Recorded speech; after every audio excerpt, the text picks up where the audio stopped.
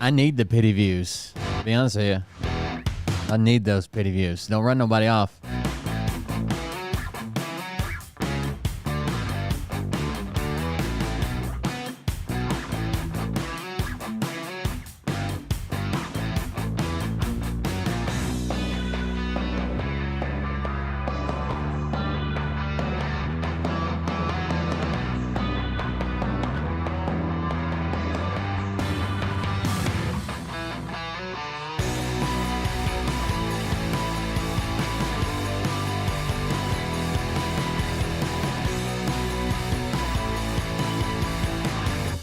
My oldest son went to the 8th grade banquet today. Dude, I can still remember my 8th grade banquet like it was fucking, like everybody says like it was yesterday, but like it was, I don't know, 5 years ago. Like it doesn't seem that, like I still remember, it's been well over 10 years since I've been out of the Army. And it still feels like 2 or 3 years ago. It's like everything around like high school is like 7, 8 years back. I don't know. It just doesn't feel right.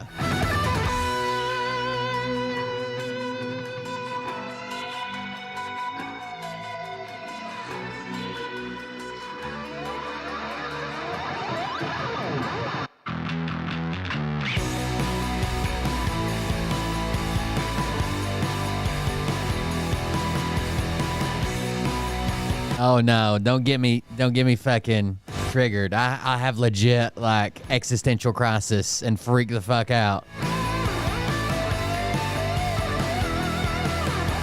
Like spiral big time.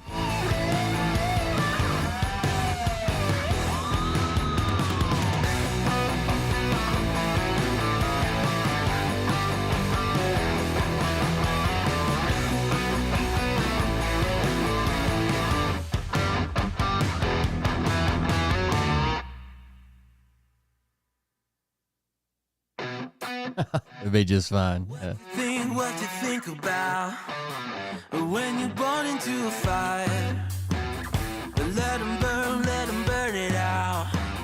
Sell them to the richest buyer. They want to let the world decay. They tell us lies and fade. One day when I have a few thousand people watching, then I can be like, okay, well, at least I did this. Like I did the podcast.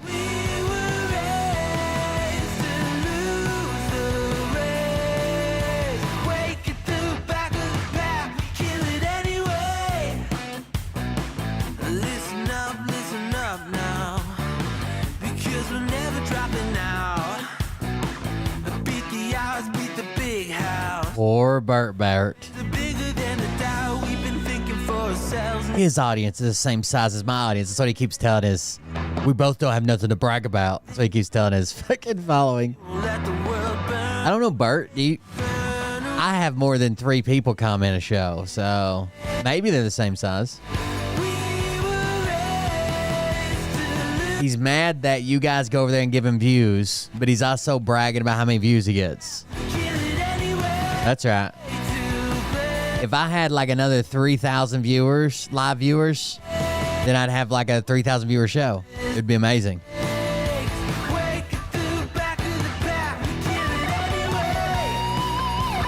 We did one show with over 9,000 people for 5 fucking hours just on Twitch alone. Had over 9,000 people. We couldn't hit 10,000, but we got damn close. But it wasn't me that brought him in. It was the person I was interviewing. And we only had we had like 3 or 4 moderators. That was it. Had like 9,500 the first time I looked at it. And I was like, holy shit, it's gonna get bad.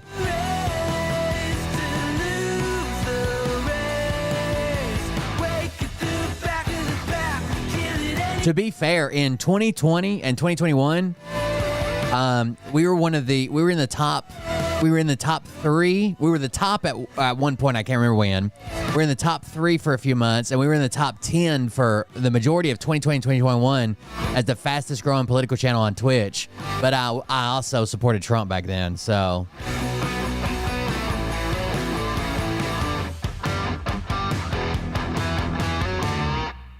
That ended. I've noticed this trend, and correct me if I'm wrong. I keep seeing this comment that I used to watch Will's show. I just wish it didn't get so political. And every fucking time, it's a Trump supporter. And what I've come to realize is it doesn't matter how political the show is. If you agree with them and their Trump support, they just see it as a normal apolitical show. But if you have any other view, they're like, the show got too political for me. Like a lady's literally like, we've always been a political show. That's what it started on. That's what it's been through. That's all we've talked about is grifters, political grifters, and politics. And the lady's like, well, it didn't used to be political. I used to love the show. I'm like, yeah, when I agreed with you, but as soon as I'm like, I'm done with Trump, I can't do this anymore. The show got too political for me. Couldn't believe it. What the fuck is wrong with people? Hey Daddies, it's me, the Linda Binda from TikTok. I wanted to make this video because I wanted to thank you for watching Cold Beer Confessionals with Will Bird. I think that's just incredible. I've watched a few episodes and I'm just like very intrigued. But you know what I'm most intrigued in is Big Daddy's meat stick. I heard that it's very thick, like a good old German sausage.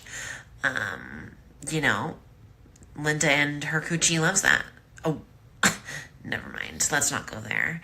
Anyways, I hope you have a good show and enjoy it as you can. There's a lot of weird things that go on, especially when it comes from the realm of Linda Bindaland. So, enjoy the show. Thanks for watching. Peace out.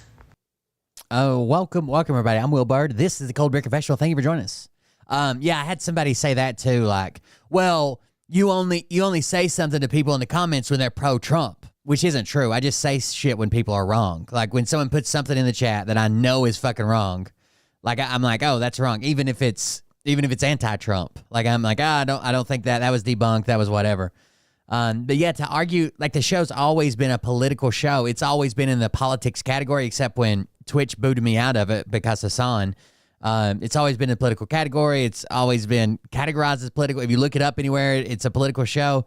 And it's fine as long as you agree with their politics. But as soon as you're like, you have a different view on the politics, they're like, I can't believe how political it got. And that got me thinking, it's something in their fucking head. Like, how could you ever, even when I was pro-Trump, how could you ever look at the show and think it's apolitical? Like, it's not about politics. It's something in their head where if it agrees with their viewpoints, then it's just a normal show. I guess that's all they watch are people that agree with their viewpoints. So that's just normal to them. And anybody disagreeing with them is too political.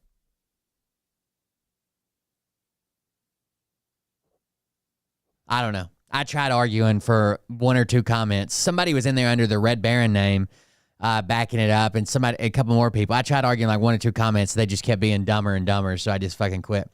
Liam went to the 8th grade banquet today, all dressed up. Look out. Fucking lady killer. He said he got a little girl's phone number. So there you go. That's good, huh? Turn that back on. Yeah, so Liam and his buddies. He didn't have a date. Instead, he went with a bunch of his friends. But, man, it makes you feel old, doesn't it? Makes you, well, I don't want to show everybody else's kids, but Liam looks good. Liam's dressed up, looking good. So there you go. Makes me feel old. Makes me feel so old. It feels like it wasn't no time. And I remember my 8th grade banquet. Getting a tuxedo and renting it, and we took, my parents wanted pictures of me. For some reason, we went to a park. You ever notice back in the day, every time they went to do pictures, everybody went to the park, and you're just like surrounded by fucking duck shit, and you're like, why Why are we in the park in a tuxedo? Like, what the fuck? Anyways, yeah, 8th grade banquet. It's a big milestone for kids. He'll be driving soon. So there you go. Makes me feel, we did have kids really young, but it still makes me feel old. So there you go. He went to 8th grade banquet, had a good time, got a girl's number, and now he's at a sleepover. So hopefully he enjoyed it. I don't know what else to say. I just feel fucking old. This is the level of MAGA we're currently dealing with. Not this. I'm going to show this video in a minute. But let's see. Let's watch an economist explain to us how Trump's tariffs work.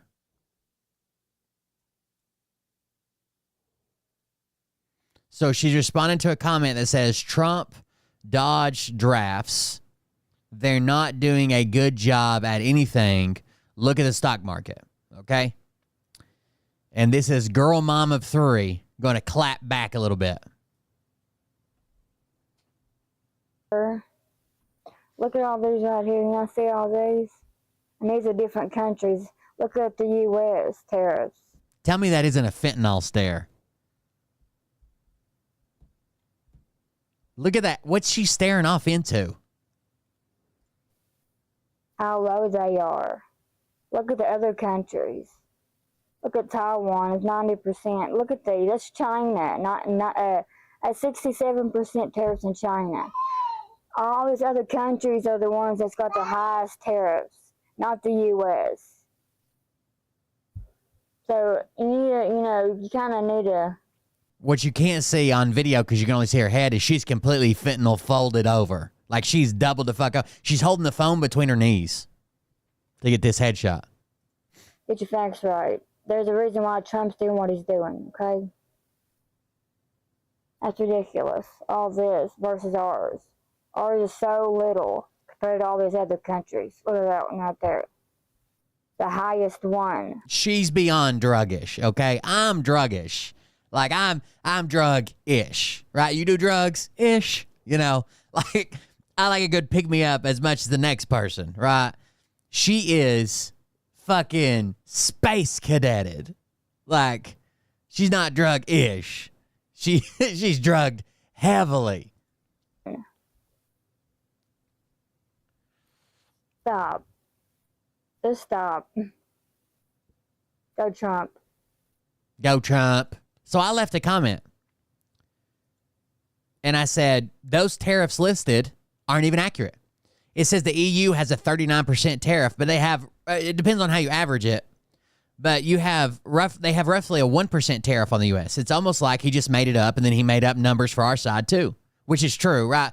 They took the imports minus the exports divided by the imports or some shit. And then I included 2 quotes for her. The first one says the European Union Commission says it charges an average tariff of just over 1% on U.S. products entering the EU market, considering the actual trade in goods. And then I left another one. I thought maybe she won't listen to the European Union Commission. So I left another one saying, well, the World Trade Organization estimates it a little bit higher, which they don't do every category. They do like the more expensive categories, but still they estimate it a little bit higher at the average tariff rate on U.S. products entering the EU at slightly higher than 4.8%. Still nowhere near 39%. So she responded and said, no, it's 39%. I looked it up. So I said, where'd you look it up at? And guess what this zoned out bitch responded? The charts in the video.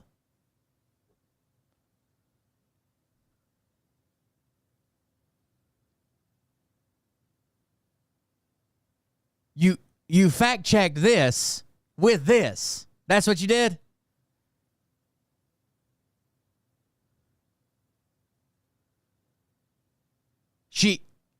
I said I didn't believe this video, so she went and found a hard copy of this exact image and said, no, I looked her up. But I want to see what else she's into. Now, I haven't done this. We're going to do a deep dive into the mother of 3 beautiful girls from Louisiana.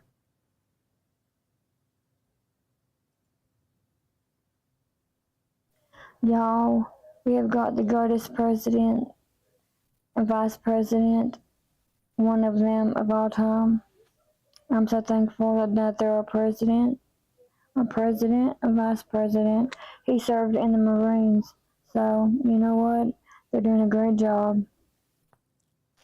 Starting off, they're doing a really great job, and I'm so happy that I voted for, him as my president and that one as my vice president. So, you know what? Like, I understand. I live in a town full of these people. Like, I understand how dumb these people are, right? And it's hard to even watch. I live in basically her town. I guarantee it. The problem is their vote counts just as much as people who, like, spend fucking days, like, researching, like, the politician, both sides. Politicians said this. They're actually doing this. Is that accurate? How will it affect my family? Other politicians said this. Is that accurate? How will it affect my family? Their vote counts just the same.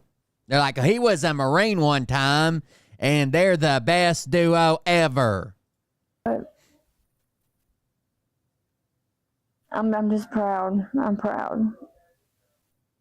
They're in office and not somebody else. You don't get cheekbones like this without a little meth mixed in, okay? It just don't happen. That tried to be in office. And they lost. Like, I am so happy. Go Donald Trump and go J.D. Vance. Very proud. Y'all.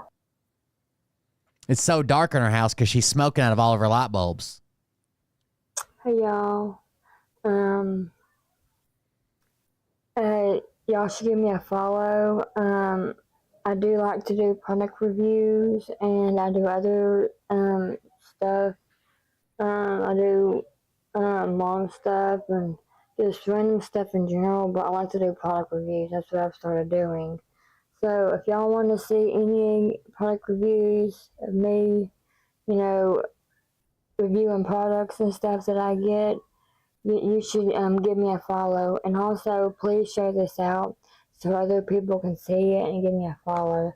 I'm trying to get this out there as, When I was young, I was embarrassed by how poor we were. We were so poor. We had sheets for doors. That's true. We had this one door that barely fucking worked. Like, you had to, like, pull it and close it and, like, lift it up, and then there was like a wedge you slid in to keep it closed.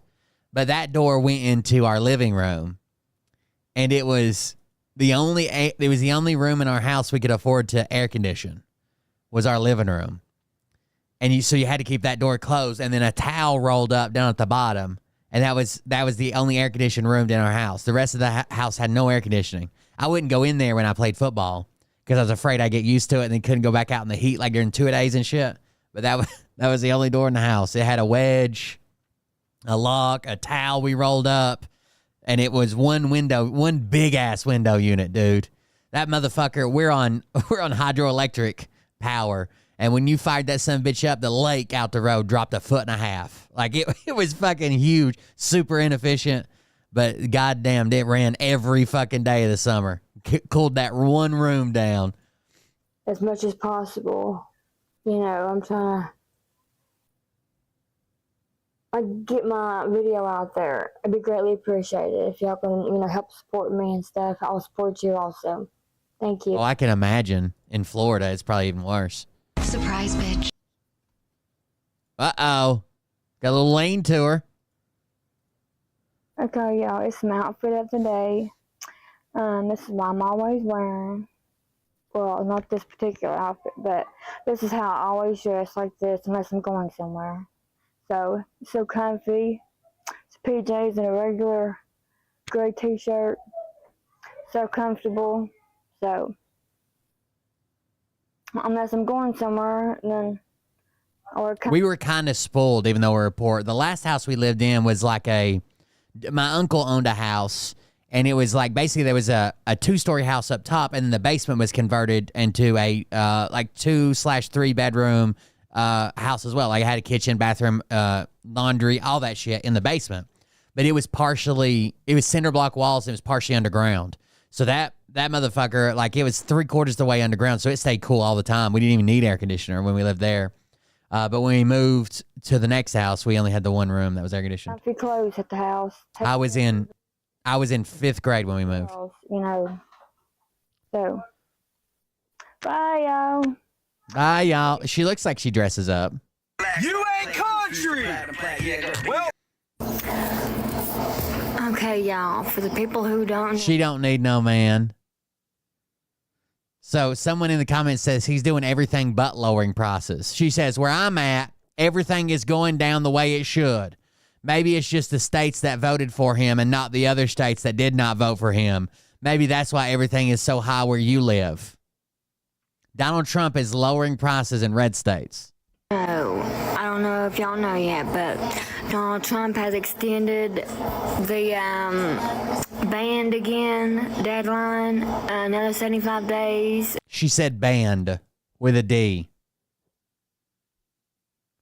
He's extending the TikTok band, like the choir that Burt was in. As of today.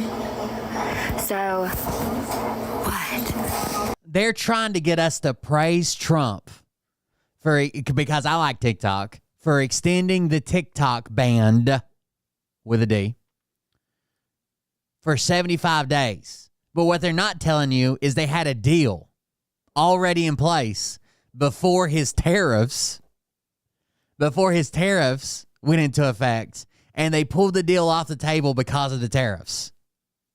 Ain't that awesome? That's great news. That's great news. I'm happy. I'm sure y'all gonna be happy too. Y'all should give me a follow on here and I'll follow you back. Hit that follow button. Right there. On this side, 1 to 2. Just hit that follow button. Someone in his... Oh, we got to check out this bitch. This bitch said, I wish he could take TikTok from the ones who didn't vote for him. Are these real people? They can't be, dude. Walls thought it was okay to let the rioters burn down Minnesota. These are real human beings. The news station is nothing but lies. They said Trump took a day off and didn't speak. The lies. I watched him speak, even have videos up. Do abortion on the 8th and 9th month and even after birth. If you look at your new governor from Minnesota, he's talking about, he's like the governor previous, the former governor. I don't want to get him mixed up because Glenn is doing a good job and he's leading our whole campaign in Virginia, Glenn Youngkin. But previous to Glenn, the governor, he said the baby will be born, we will put the baby aside and we will decide with the mother what we're going to do. In other words, whether or not we're going to kill the baby. The Minnesota this guy agrees with that. He is the most liberal. Look, between her and him, there's never been anything like this. There's never been a combination. This was absolutely... People have dropped this in my chat before. This was absolutely never said. So what they're talking about is some type of extreme deformity, something, whatever, right? It's the only people. No one wants late-term abortion. No one. You've already picked out a name. You got a nursery. You got something horrible has went wrong, okay? Something absolutely horrible that's going to affect the life of the baby or the life of the mother. And the question comes up, if they can survive outside the womb, and something's going to happen, like the baby's life is going to be horrible. We just found something. It was damaged. It did this, didn't develop right, something. You're at the point where it can survive life out of the womb. If you go to have an abortion and the baby comes out and is still breathing, basically, right? What do? It's still going to die. It's got some type of horrible deformity or something's going on. The baby is going to die. You just give comfort measures the same way you do when an old person's getting ready to pass away, right? You just give comfort measures. That's it. These are horrific. No one wants to have an 8-9 month abortion. Something has gone so fucking wrong. So fucking wrong that they're all, because when you ask Republicans, what about allowing abortion in cases of life of the mother or life of the child, they always agree with that. Well, that's all of these abortions that are taking place that late. They're always for life of the mother, life of the child. Fucking idiots, dude. They try to weaponize everything. I was looking at somebody earlier. Somebody said something about weaponizing. I finally blocked some dumb bitch on TikTok. She would argue with a fucking wall if it said Trump is bad on it. But anyways, she was arguing about, what if you had a daughter and she was playing college volleyball and she got hit in the face with a volleyball. Okay. I probably have a better chance of having a daughter and having her struck by lightning every fucking day for an entire year. But if she did, first of all, I think it's up to the governing bodies of these sports. I think government overreach. We want smaller government. Government overreach is too heavy-handed. But if she that is literally something that happens in volleyball all the fucking time. Male on male, female on female. Something that happens in volleyball all the fucking time. Right? There are less than 10 athletes in the NCAA that are trans. Less than 10.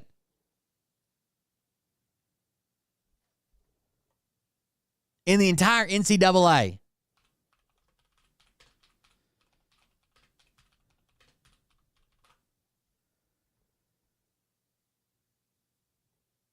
That's crazy.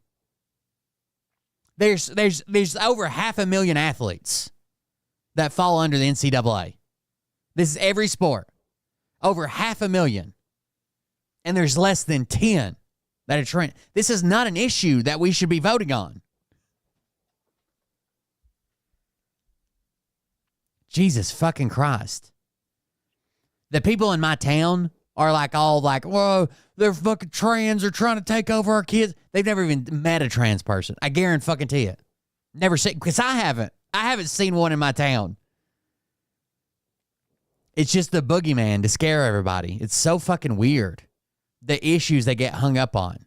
Like, imagine if there was a nationwide campaign to fucking stop making it illegal to paint houses shit brown color. And you're like, oh my God, what is this epidemic? Everybody's painting their house shit colored brown. And they're like, no, there's one house in a different country that's painted brown, but we want to make this the center of our campaign to make sure that nobody can ever paint a house brown. Yeah, not to mention co-ed everything, right? Or Trump demonized that woman who broke the record for that bike. What's it called? Bike packing, where she won by like a 3-hour sport or a 3-day sport by like 5 hours, and her record got broke by a cis male the next day. That was pretty crazy. Pretty intense. I don't know what this is, but we're gonna watch it. Okay. I mean, I know what it is. These guys. Mac K and the K Baby, Mac K, the K Baby, were on. This is behind the scenes video. They were in a neighborhood recording a music video. That's the setup. This is a behind the scenes video of they're worried about the wrong 1%. Billionaires are stealing everything they fucking own. Somebody compared it to Jenga today. Right, in a game of Jenga, you start with like this solid column that's pretty steady, but you take from the bottom, put it at the top, take from the bottom, put it at the top, take from the bottom, put it at the top, until the top is very solid, right? It's stacked through and through. It's very solid, but everything at the bottom is full of holes because we've taken everything and given it to the people at the top. They're worried about fucking non-trans athletes in the NCAA instead of worrying about the billionaires that are getting these gigantic fucking tax breaks. Elon Musk is doing everything he can to fucking hide that he's losing his ass and try to cover all his losses. It's just wild. Anyways, they're shooting a music video in a neighborhood somewhere. And this is behind the scene videos. But then this guy that I think maybe mentally handicapped comes out dressed as Scorpion. So just watch. Get out my block! But there's no way this nigga for real. This nigga for real? Hey, this nigga get some. So he's screaming, "Get off my block." He's dressed up as Scorpion from Mortal Kombat. And he's got a sword. Printed. You got this? Hey, bro, you better back your ass. This nigga Scorpion tripping. Get off my block! And these are nice cars. I mean, these guys are rappers. He legit hit him with it. I don't know if you could see it, but it must be like decorate. I don't know. Maybe not sharp. Hey, hold on, bro. I even heard it hit his watch. Hey! Go in the fucking house, Oscar. All right, so it's Oscar the Scorpion King, and all his neighbors are like tired of his shit, okay? All of his neighbors are like tired of his shit. They all know that he just comes out and attacks people on the street all the time. Oscar! Hey, Oscar, you better listen to his ass. I'ma still out for your ass. He went in the house, came back. So he left his sword, and now he's got like this grappling hook thing on a chain. Go in the house. I'm not, bro. Don't come over here.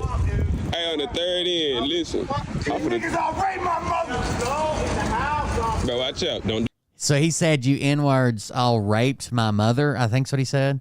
do it. No! Oh, shit. Hey, bro. No! Beat his Bro. ass. So he just busted the back window out of that Escalade, and somebody hopped out of there quick, dude. No! Beat his Bro, ass. watch out. Hey, bro, watch out, bro. So there's the busted window. He's got this hook on the end of a chain, like a dog chain. Leaving, bro. You got every right. Go! You're fucked now, Oscar. Go in the house. Tripping. Go! Hey, go! Hey, you want me to... Who can pay for that, bro? He is, and his uncle that lives there. I got you. Go in the house! Oscar, get your ass in the fucking This nigga tripping, huh? I got you, dude. Go in the house!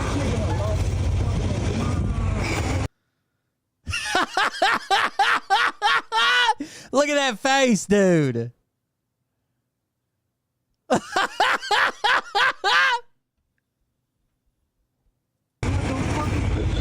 Mariah says Oscar has that best ass.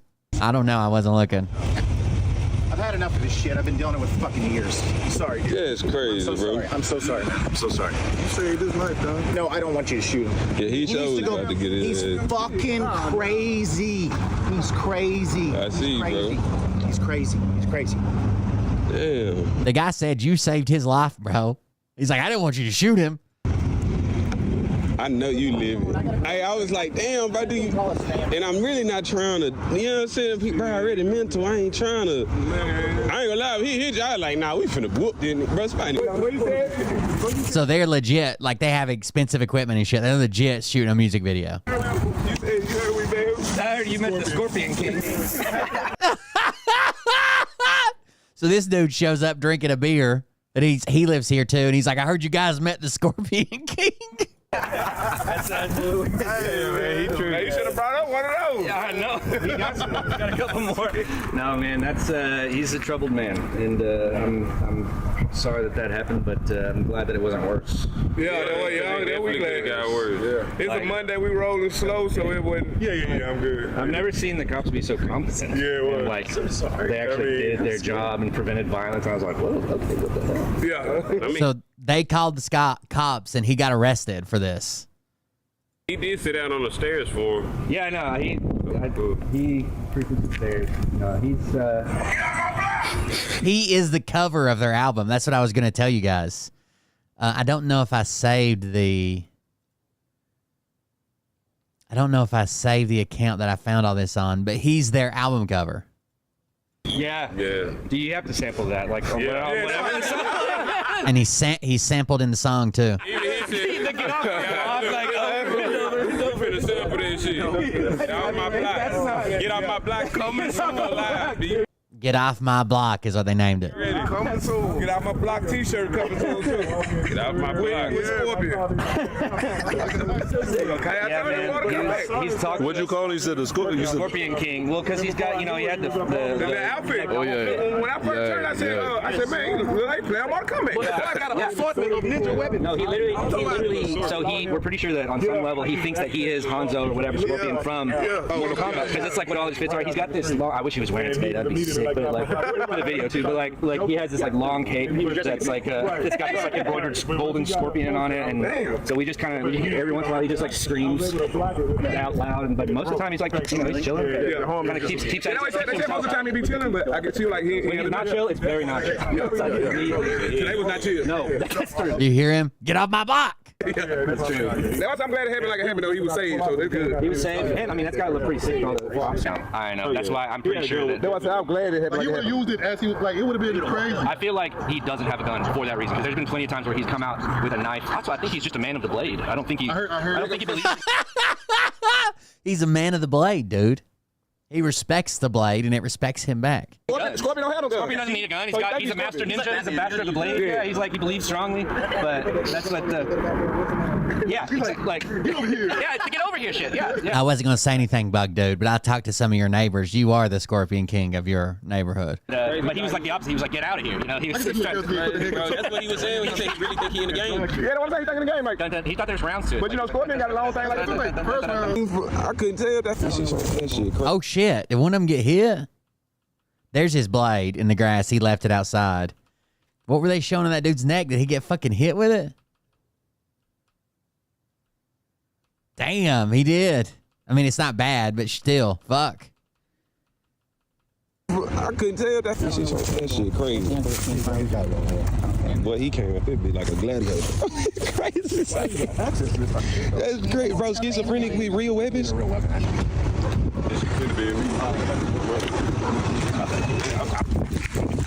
Coming up right now. Heard it. It's good. It's good PR for the song. This shit perfect timing. That shit crazy as fuck. Get off my block! Get off my block! I'm talking. So motherfuckers. Then both of them did the song together. It's less about how it happened, it's more about how you did it. It ain't about how you hurt me, it's more about how I feel. I'm just pleased to admit it. My heart. So they were shooting in front of this like fucking boarded up house or whatever. I'm just hoping and wishing that I can find out officially. You can call me on. Let me see if I can find the account. What is it? Mac K the K baby. I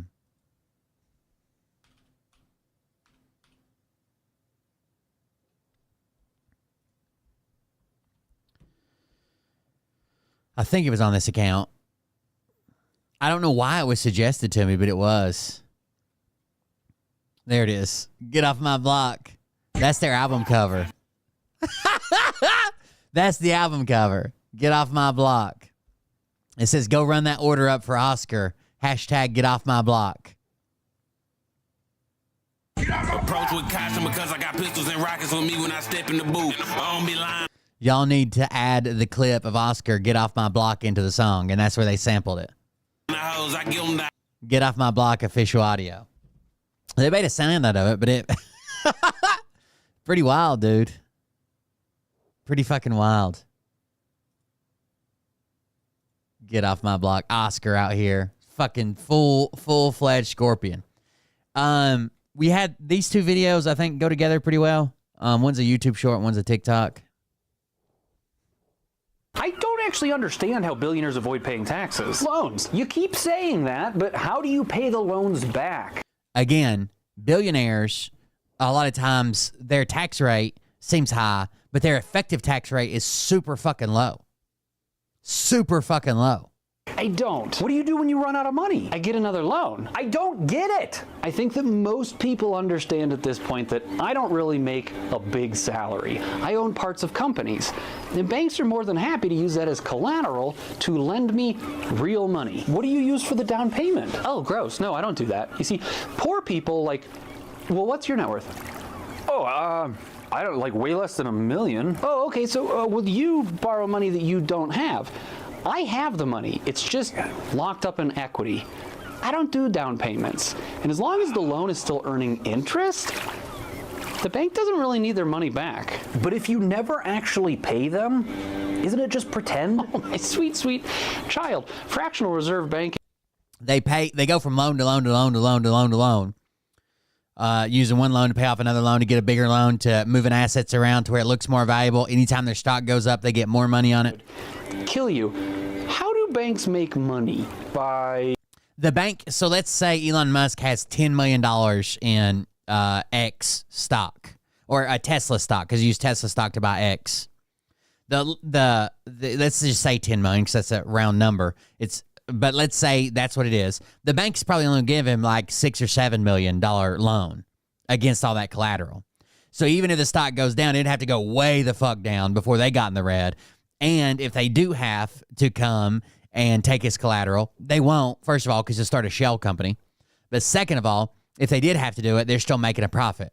Lending it out. Why call in my loan just to lend it back out to risky poor people? No offense. So you can just borrow billions until you're dead, as long as my net worth keeps going up. What if it drops and you don't have more collateral to give to the bank? I would probably create a shell company to bail me out. That seems complicated. Now listen, what if the collateral drops? Because this just happened. What if your net worth goes down and you don't have the collateral to cover the bank? I would probably create a shell company to hide those losses in. This just happened. I'm going to show you the next video. We can talk about that another time. If I can't get creative, which is extremely rare, hopefully there's a favorable tax code. Otherwise, I might let the bank seize my assets that I used as collateral. Doesn't that look bad? Sure, but you don't pay capital gains tax if you never realize the gain. So there, basically, I know it was very unpopular when Kamala Harris talked about potentially taxing unrealized gains, but you have to understand that the wealthiest people in the world are literally in a giant game of avoiding paying taxes by capital gains. So if I don't sell my stock, even though it's went up 10,000%, I never pay taxes on that. And I might use that to go to the bank to get a loan to live on forever and then just pay off the loan with the money I'm making, right? And I never pay taxes on that. And there's a bunch of, even when you die, it resets the gains, right? So let's say I bought a stock for $10 and it went up to $1,000. That was my capital gain. And I never sold it, even though I borrowed against it. I used it as collateral. I never sold it, so I never paid taxes on it. When I die and pass that on to my son, it resets. Now, he gets it as if he paid $1,000 for it. So the capital gains are just gone now. That capital gains tax will never be paid to the government because it resets then. But that's a last resort. Otherwise, you just avoid taxes until you die, and then the estate handles it? Oh shit, that's actually the best part. When I die, my assets get reevaluated on a step-up cost base. They literally spend, it's so crazy how much, like they might spend hundreds of thousands of dollars on accountants and tax professionals just to avoid paying the taxes. When they're up there saying, well, you know, the tax rate, blah, blah, blah, I pay a ton of taxes. I pay all these taxes in, or the top 10% pay 90-some% of the taxes. That's because that's in lieu of them paying hundreds of thousands of dollars to figure out how to avoid paying any taxes. Basis. Why would I possibly... While we're just fucking retards down here, just lucky to get our paycheck and just paying whatever the tax man tells us. You know what that means. Right, yeah, you've probably never known anyone that's died with money. Basically, what I paid for the assets gets reset to what they're worth when I died. So, no capital gains tax. Wow. Does the method in which you die change anything? Why would it? I'm just asking for a friend. Like, if there was an accident, but there were no witnesses and someone tried to save you, but they failed, like, would said hero still get a reward?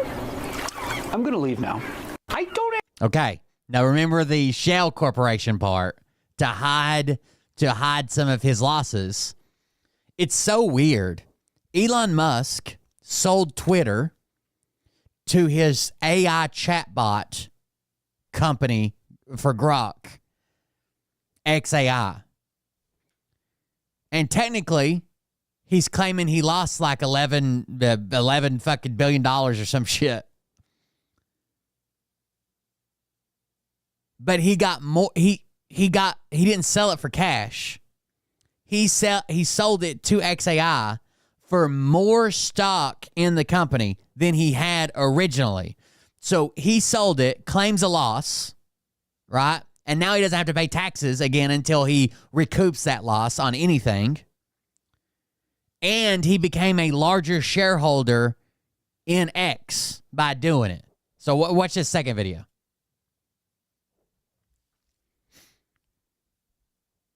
Why did you sell Twitter back to yourself? I sold X to XAI, which is a shell company. No. XAI is a very real company that I own 54% of. It's actually the technology behind Grok. So Twitter's chatbot owns Twitter now? X. XAI owns X. Because Tesla's stocks are plummeting. Yeah, but let's take a step back for a second.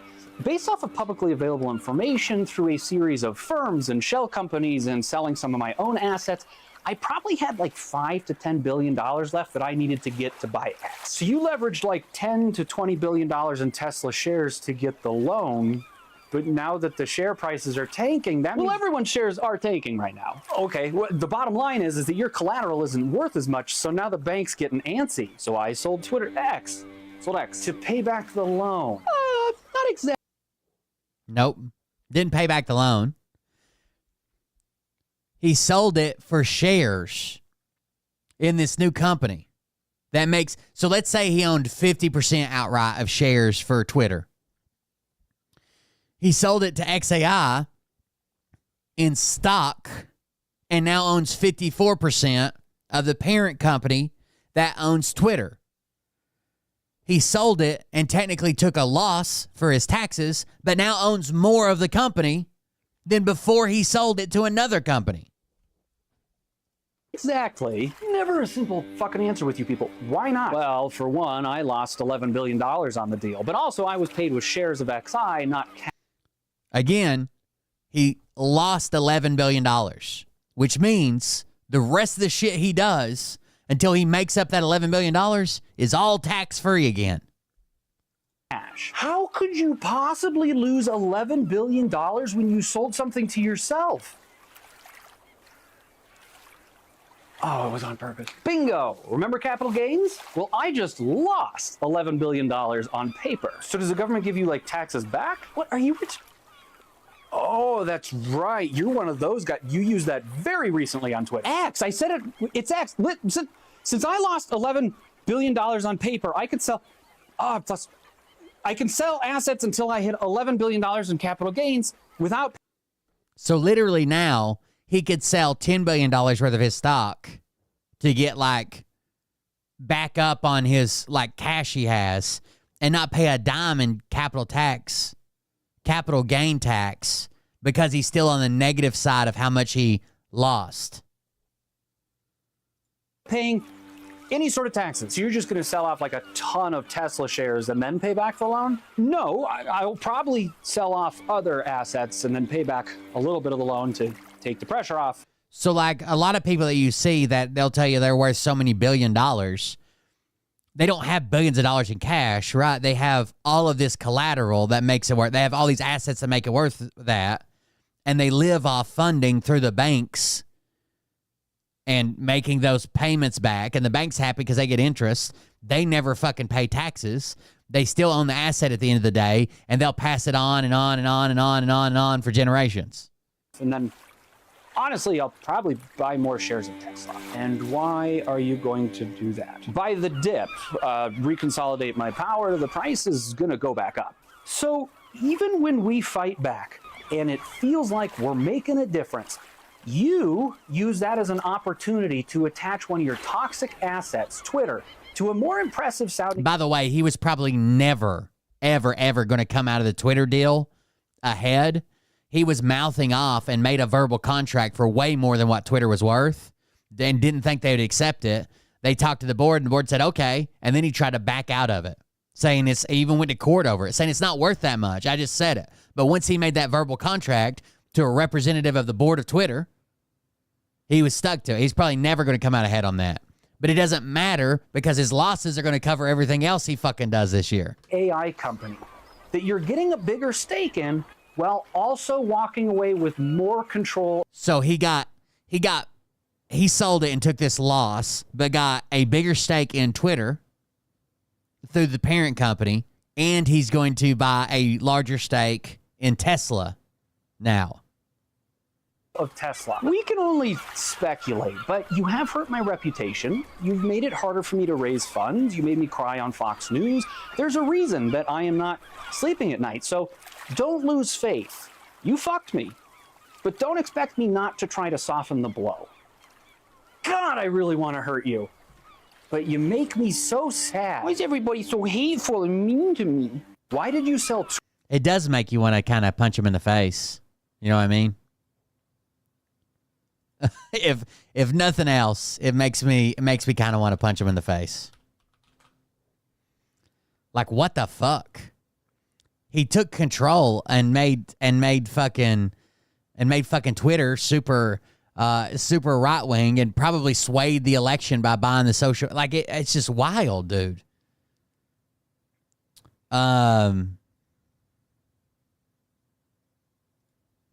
President Trump is leading us through the golden arches of a new age. This Jasmine Crockett shared this video today. President Trump is leading us through the golden arches of a new age of prosperity through his brave leadership in economic policy and his billionaire mind, art of the deal.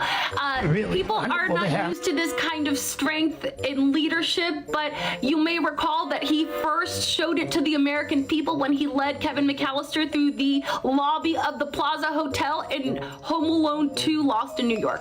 Does the president have a statement on the stock market crashing? Yes, thank you for bringing that up. Absolutely. The Dow Jones is down 2,000 points. It is a snapshot of the economy at the moment. But what you don't understand is that President Trump is playing chess, not checkers, and you need to trust in the billionaire's economic ability with his plan to get us through to economic prosperity, especially because President Trump is an award-winning golfer. So in golf, the score going down means you're actually going up, and so you have nothing to worry about. In fact, we should be more Just think of the stock market as a golf game. focused on things that aren't money, okay? Focused on God, on family, and obviously on health. Why was the president not at the transfer of the fallen soldiers? Yes, President Trump did not go to the fallen soldiers. Because he was playing golf. So the soldiers who just died in Lithuania in a horrible way, literally fucking drowned to death in the bottom of a swamp, their bodies were transferred back to the U.S. in a ceremony.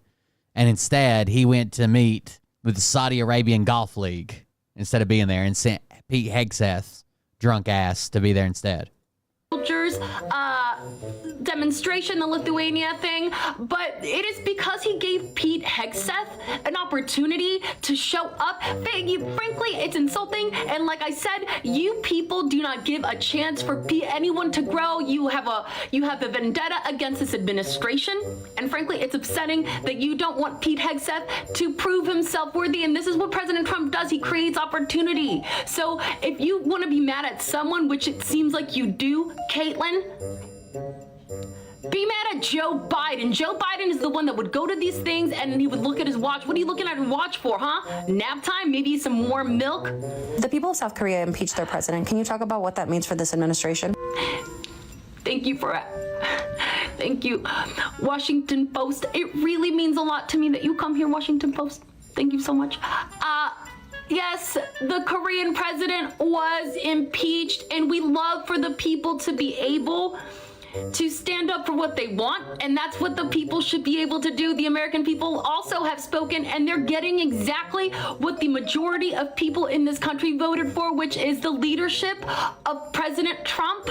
And you can also announcement, there is now an official wait list for the $5 million golden visa, and it does have President Trump's incredibly handsome face on it, including the Statue of Liberty, which will stay with us because the French can. President Trump Suck is leading it. us through the golden. So she got a video shared. I don't know if it was specifically this one, but she got a video shared by Jasmine Crockett. I think she did a. Here it is. I have an announcement, and I frankly don't know how to tell you this, but Jasmine Crockett reshared one of my videos on Instagram. The video from today. Oh, no, it was the ketchup and mayo packets, I guess. Jasmine Crockett April 3rd. shared it in her stories 3 hours ago. Good for her. After she got off work. She does a really good job playing this character. She's Latino, and she still pulls this off very well. Carry on. I have an announcement. And you know that if Jasmine Crockett's sharing it, that Carolyn Levitt has seen them. Yes, 100%. It's this one. President Trump announced his worldwide blanket tariffs as well as reciprocal tariffs yesterday, which will bring America back. Oh, those are Hot Wheel cars. I thought that was mayonnaise packet and a ketchup packet. Those are Hot Wheels cars. Prosperity after Joe Biden left us in a dumpster fire that President Trump is having to put out with his own huge hands. He is basically what the wildfire His huge hands couldn't do is what President Trump is doing with the dumpster fire left behind by Joe Biden and Kamala Harris. Is the intention of these tariffs to bring business back to the United States? Thank you for asking that, Washington Post. Absolutely, President Trump will be making America great again by bringing manufacturing back with things such as minerals. We are bringing back automobiles. We are bringing back trains, spaceships, and fingers crossed, time machines. We are in the forefront of that technology, and with the first mission being slated to. This is what I don't understand how MAGA doesn't understand this. And you can I've broke it down with like, oh yeah, you have 100 people to build your house. Do you want them to start a granite mine? Right? Or would you rather them just go buy your countertops and install it? We have a limited work pool. And the jobs that they're longing for to bring back are kind of shitty jobs, right? When you're going through the manufacturing process, the more complex the thing gets, all the way up to like final assembly, the bigger the return, the bigger the value adder is, right? The more money you're making off that. We don't want to go back to mines and making widgets in a factory 12 hours a day. We want to outsource those first steps, and we want jobs that are like the final assembly or even design. Design's a good one, but like the final assembly and shit. For some reason, when you talk to MAGA, they think we have unlimited work pool to choose from, and we're going to make everything here. That's not happening. But if we do bring back a lot of those shitty jobs, like fucking punch a hole in a piece of metal or mining or rolling out stamped steel, we are going to lose the ability to do some of those higher end jobs. I don't fucking understand them. Go back in time to stop Joe Biden's parents from meeting. Caitlin, if you could stop staring at me, I will let you ask a question. Look away. Ask the question. Is the administration ready for a potential negative economic impact from these tariffs? Absolutely, Caitlin. Reciprocal tariffs, like I said, reciprocal tariffs are a great thing because our relationship should be back and forth instead of taking. But I feel like that's all you're used to is taking.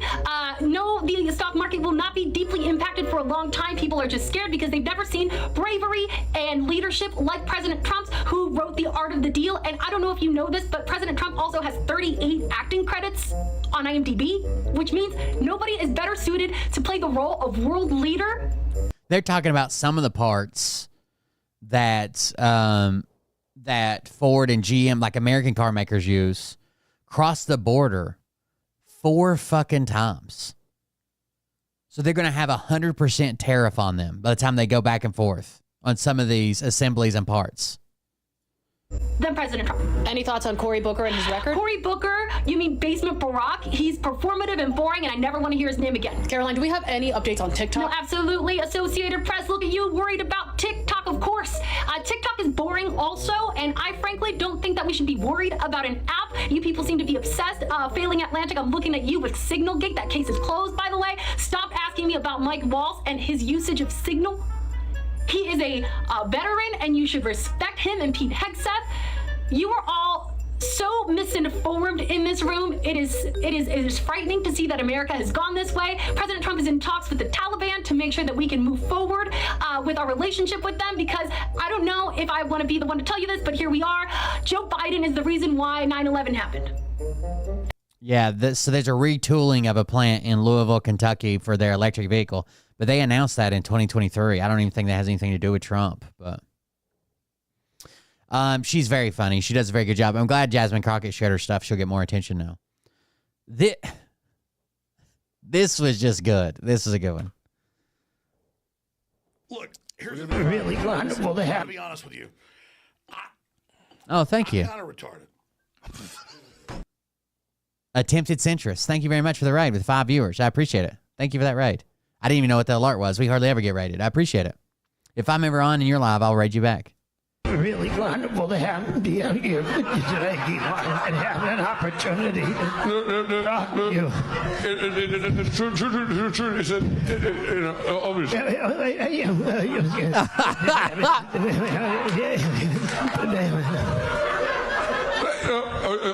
RFK, maybe it's okay if I call me up.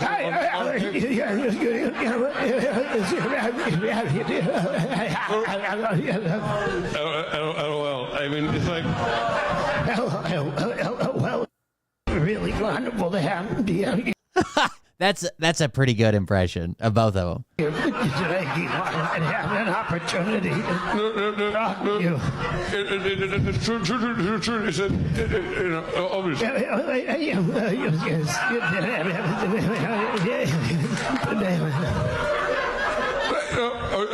RFK, maybe it's okay if I call me up. Thank you, attempted centrist. LOL. I mean, it's like. Well, really wonderful to have. Grow. Not a lot of people use that word. I use that word. Groceries. Very old-fashioned word. I use that word. Not a lot of people willing to use the word groceries anymore. I don't know if you guys know how old that word is. It's a very old-fashioned. So I've been using it. I don't know if you guys are interested in using it, but it's pretty old-fashioned. I don't even know if people use that word anymore. I think I may have brought it back. Mr. President, thousands of people are protesting you. That's okay, because what I'm doing is necessary. I was talking to our other president. That's why I'm getting rid of him in 3 weeks. They're called the head. A lot of women have said that to me, and I never listen. Well, they're not happy with how you two are running the country. But I saved TikTok again. Not really. There was a sale in place before your tariffs done, which I'm disgusted by the way. I understand. So we're putting a 50% tariff on all trout. Sir, do you see how ridiculous this is getting? Gold card. Take that as a yes. Just $5 million and this could be yours. We've got an Oompa Loompa. That's it. Willy Wonka's tickets. I just removed 10,000 health agency employees.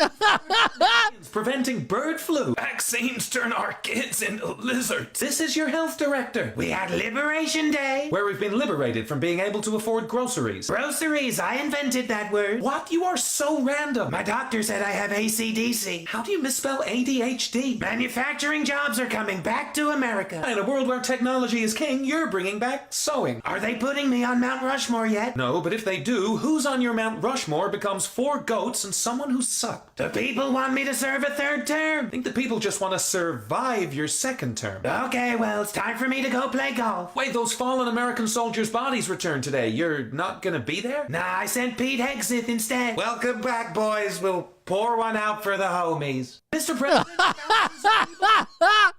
The Hegseth character is nice. That was pretty good. We're still trying to get back the administrative error guy that got sent to El Salvador prison, maximum security prison, to where he could be killed by the gang down there. And it seems like the Trump administration is still saying, fuck it. We'll wing it. We'll wing it. Who cares? So, friends, after the Trump administration admitted that they wrongfully deported a young man to a prison in El Salvador, Trump's DOJ attorneys just told a judge that it's not possible to get him back. Are you effing kidding me? Let's talk about that, because justice matters. It is possible. I'm sure it is. The first thing you need to do is ask. Say it was a mistake, like you've already admitted in court documents, and say, hey, can we get this guy back? That was a mistake, right? Second of all, we're paying for him to be housed there. He shouldn't be there. It seems like that'd be one of those things you want to clear up for like waste, fraud, and abuse. The comedy one that I just watched is Gregory Johnstone. And the one we're watching right now is Glenn Kirshner. Glenn Kirshner. I don't know which one you were talking about. Oh, the guy in El Salvador. He had two last names.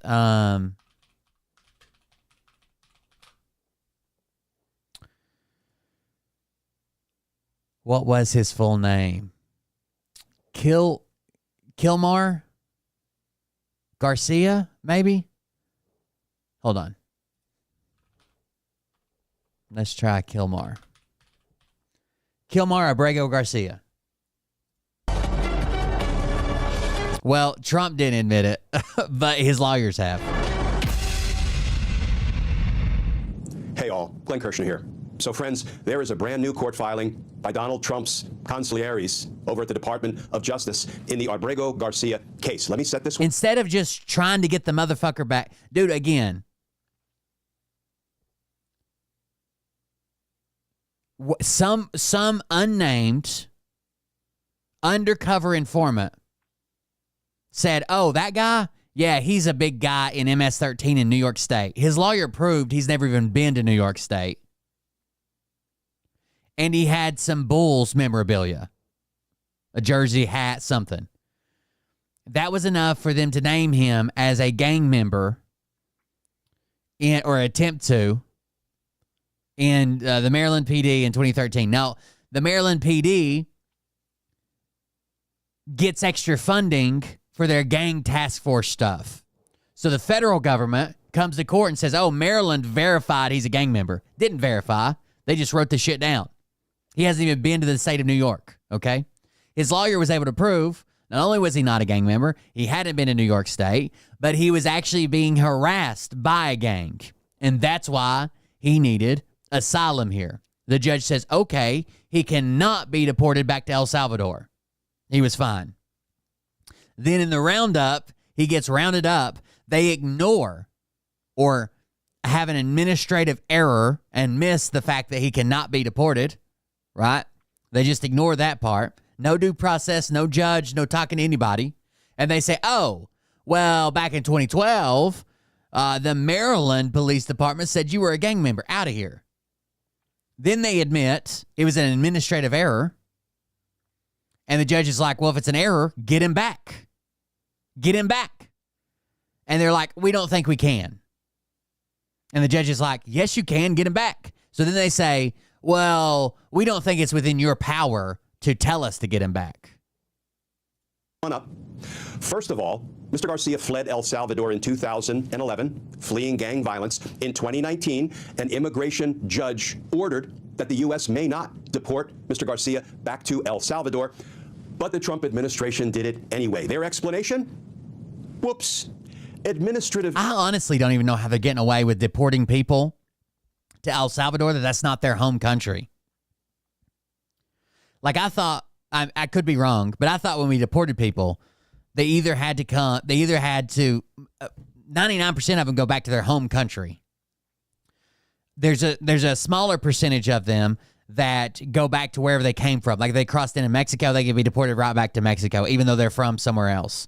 But El Salvador just seems wild. No? Thank you for the resubscription. 33 months. We're coming up on 3 years. Damn. I am getting old. Error. We were wrong. Now, setting aside whether it actually was an administrative error, the Trump administration admitted it was wrong to deport. And there's nobody arguing. Even this judge is not arguing that gang members, violent people, criminals should not be deported. The problem is we don't know. You won't even give us a list of names. We don't know that these people are gang. You just told us, we think they're gang members. And you've obviously clearly made at least one mistake. Garcia to El Salvador. So naturally, the judge ordered that Garcia should be returned to the United States. And Trump's lawyers just filed a brief in the case saying that's impossible. Friends, let's start briefly with the new reporting, and then we're going to have a look at just a little bit of this new court filing in Mr. Garcia's case. Headline in the Washington Post, DOJ says judge can't order return of Salvadoran man wrongly deported. And that article begins, government attorneys slammed the judge's order to return a Salvadoran immigrant to the United States, arguing in a Saturday filing that the judge's directive was indefensible and that the United States has no authority to make a sovereign nation release the man. On Friday, U.S. District Judge Paula... What are they holding him on other than you told them to? It's not like he went to El Salvador and got arrested for breaking El Salvadorian laws. He's not a U.S. citizen. We're like, we can't negotiate for him. Like... They're only holding him because you sent him there and told them to hold him. Shinas directed the administration to arrange the return of Kilmar Arbrego Garcia, a Salvadoran immigrant married to a U.S. citizen, by no later than 11:59 p.m. Monday. The Justice Department's response asks the U.S. Court of Appeals for the Fourth Circuit to step in and immediately pause Judge Shinas's order. Quote, the United States does not have control over Arbrego Garcia or the sovereign nation of El Salvador. Nevertheless, the court's injunction commands that defendants, the United States government, accomplish somehow Arbrego Garcia's return to the United States in, give or take, 1 business day. That order is indefensible, Justice Department lawyers wrote. The appeal argues at length that the government has no power to return Arbrego Garcia because he's in the custody of the Salvadoran government, though the Trump administration says it is paying El Salvador about $6 million for the detention of deportees. Okay, friends, let's... You know why they don't want to get him back. Because as soon as he comes back, he's going on a fucking press tour to tell everybody how fucked up this is. He didn't get a chance to see a judge. He's not a gang member. He didn't do anything wrong. Like they ignored the order that was in place. He'll be on every fucking podcast and news station making Trump look bad, and that's something that Trump can't handle. Let's follow the bouncing ball of injustice. First, a court orders that the U.S. government is prohibited from deporting Garcia to El Salvador, but they do it anyway, saying on March 15th, Arbrego Garcia was removed. You know where mistakes like this aren't made, typically, is when they went through a court process. And in front of a judge, they would have to say, okay, he's a gang member. The judge would look and say, oh my God, it says we can't deport him to El Salvador in this paperwork. Did you guys even see this? And they're like, no. Okay, well, don't deport that guy. Bring me the next one. But because they specifically went around the courts, this mistake was made. To El Salvador, he was sent to that country due to an administrative error. So naturally, because the Trump administration admits they were wrong for deporting Garcia to El Salvador, it was clearly their error. They've admitted that. The judge orders Garcia's return. And here's what the Trump administration says. The judge's order commands the defendants, in other words, requires the Trump administration to do something they have no independent authority to do. Make El Salvador release Arbrego Garcia and send him to America. They say they just can't do that because the order is neither possible nor proper. As noted, Arbrego Garcia is an El Salvadoran national being held in El Salvador at the hands of the El Salvadoran government. But again, he didn't go there and commit a crime. You took him there and said, hey, put this guy in prison for us, please. And that, my friends, is some Banana Republic bullshit. And I'm not talking about El Salvador. The Trump administration admits they sent him there wrongly, erroneously, administrative error, unconstitutionally, unlawfully. That's what you all did. And you're paying the government of El Salvador to keep him there. And now you're claiming that it's impossible. We just don't have the ability to ask the government of El Salvador, We done screwed up. We need Mr. Garcia. And it almost makes me more nervous. Like I'm worried that the prison in El Salvador is doing this or seeing this, and it's a prison that's known for like people to disappear in, right? Especially people against the government or speak out against the government. So they're seeing this go on. What are the chances they've already disappeared this guy? I may be completely wrong, right? It may look so bad if they did that they've decided to like not let him get hurt and they're taking special care of him, blah, blah, blah, just in case Trump says we got to bring him back. But it also might be the case like, well, he caught the Epstein flu or some shit. See it back. I mean, we're still kind of footing the bill for all of these migrants that we are unconstitutionally asking y'all to keep in prison in El Salvador, but we're just going to need Mr. Garcia back. No, they say that would be impossible. Impossible. Does that make any damn common sense, friends? Zero. You know, this is a runaway criminal government, and I'm not talking about El Salvador. So we will now wait to see what happens next in this case. I suspect we're going to see whether Judge Shines grants their motion for basically a pause, an administrative stay, while they, I don't know, figure out what they're going to do, figure out if they're going to appeal it to the federal circuit. It would seem like they would at least fucking ask. Like they haven't even asked El Salvador, can you give us this guy back?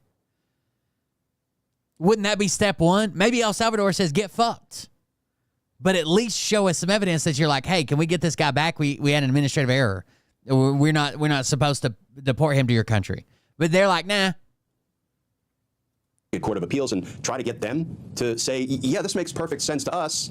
You unlawfully and unconstitutionally grabbed somebody who had a court order protecting him from being deported to El Salvador. You deported him to El Salvador, where he's being held in what has been reported as a horrific, abusive prison where torture is regularly used against the inmates. You're paying to keep him there, but it's impossible. Your word, impossible to bring him back. Are you effing kidding me? You know, friends, this kind of garbage can't survive judicial scrutiny, because if it does, then the rule of law doesn't survive, right? The Constitution doesn't survive. Justice doesn't survive. And to us, justice matters. Without any type of due process whatsoever, who's to say they didn't deport actual U.S. citizens?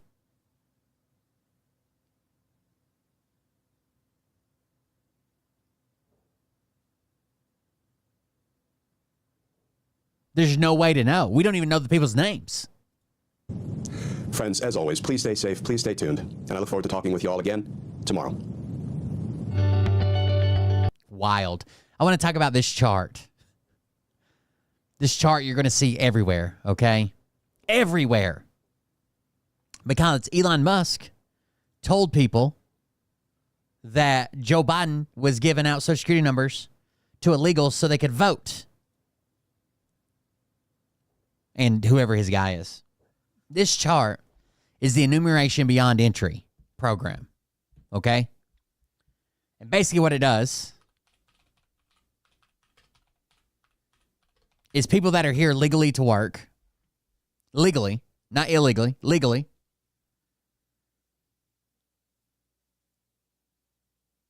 are given a Social Security number so they can pay into the system.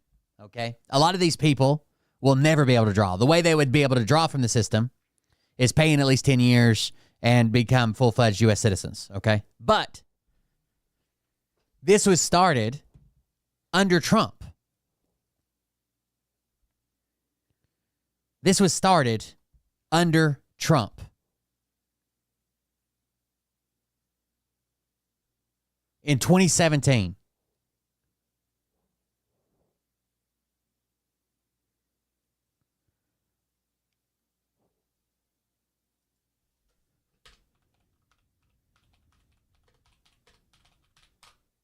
And yes, the chart was extremely low during COVID. And yes, you can argue that it's high. It's at 2 million under Joe Biden, I guess, in 2024. But again, these are people that are here legally, okay? Biden opened up a lot more asylum seekers from different countries and approved more things. But even if we say, oh my God, Joe Biden let 2 million people in and gave them Social Security numbers, they're working legally with Social Security numbers. One, You cannot use the Social Security card to vote. That's just a lie. It says on the Social Security card, for work authorization only, not allowed to vote. And 2,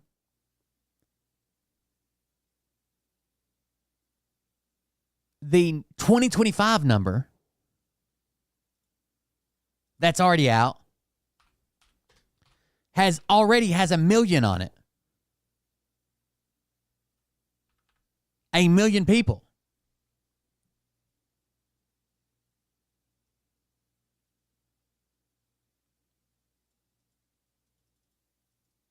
If that stays on pace, this is going to be 4 million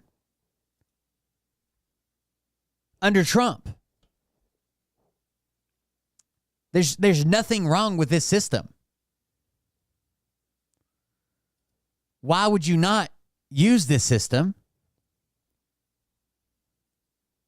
and continue? If they're worried about Social Security, right? Social Security is upside down, and that's what they keep saying. It's gonna collapse, and no one's gonna get Social Security checks, and it's under this heavy burden, blah blah blah, all that shit. Why the fuck would you not have them pay into it?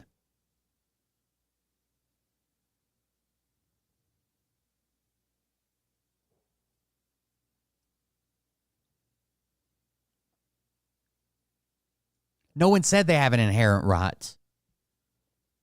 That's not the argument. Trump started the program. If you don't want them having Social Security numbers at all, you should have been upset with Trump starting this program under his administration.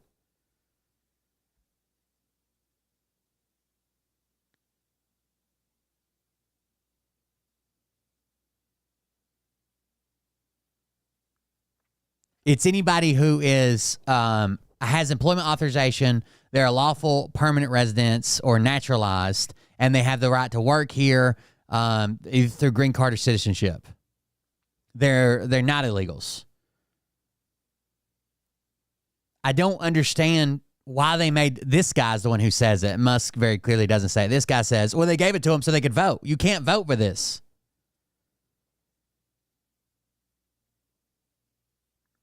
Receiving benefits and voting, which both were not true.